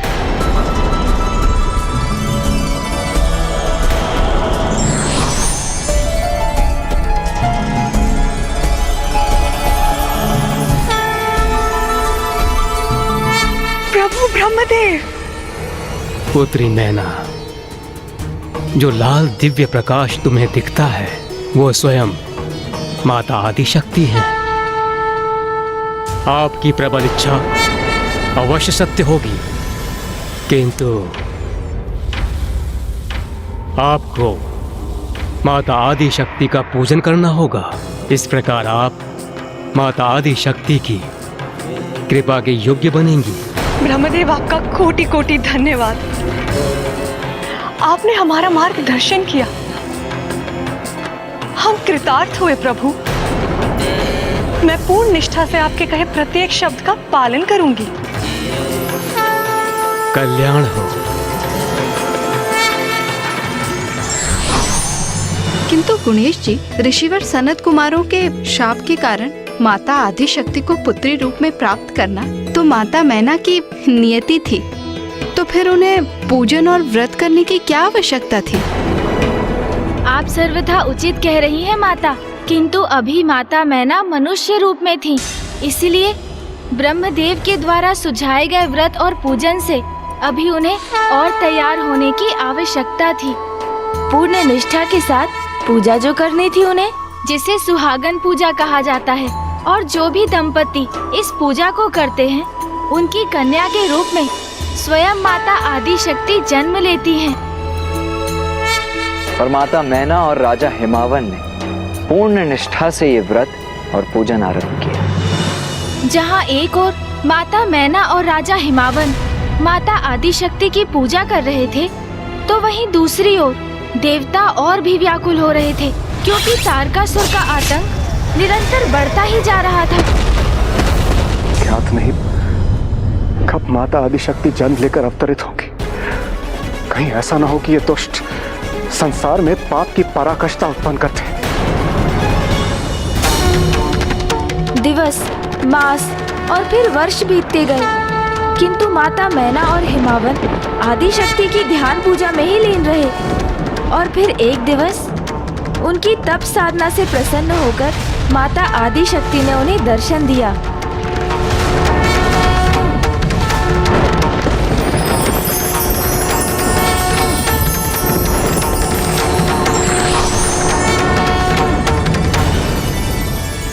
मैना, हिमावन,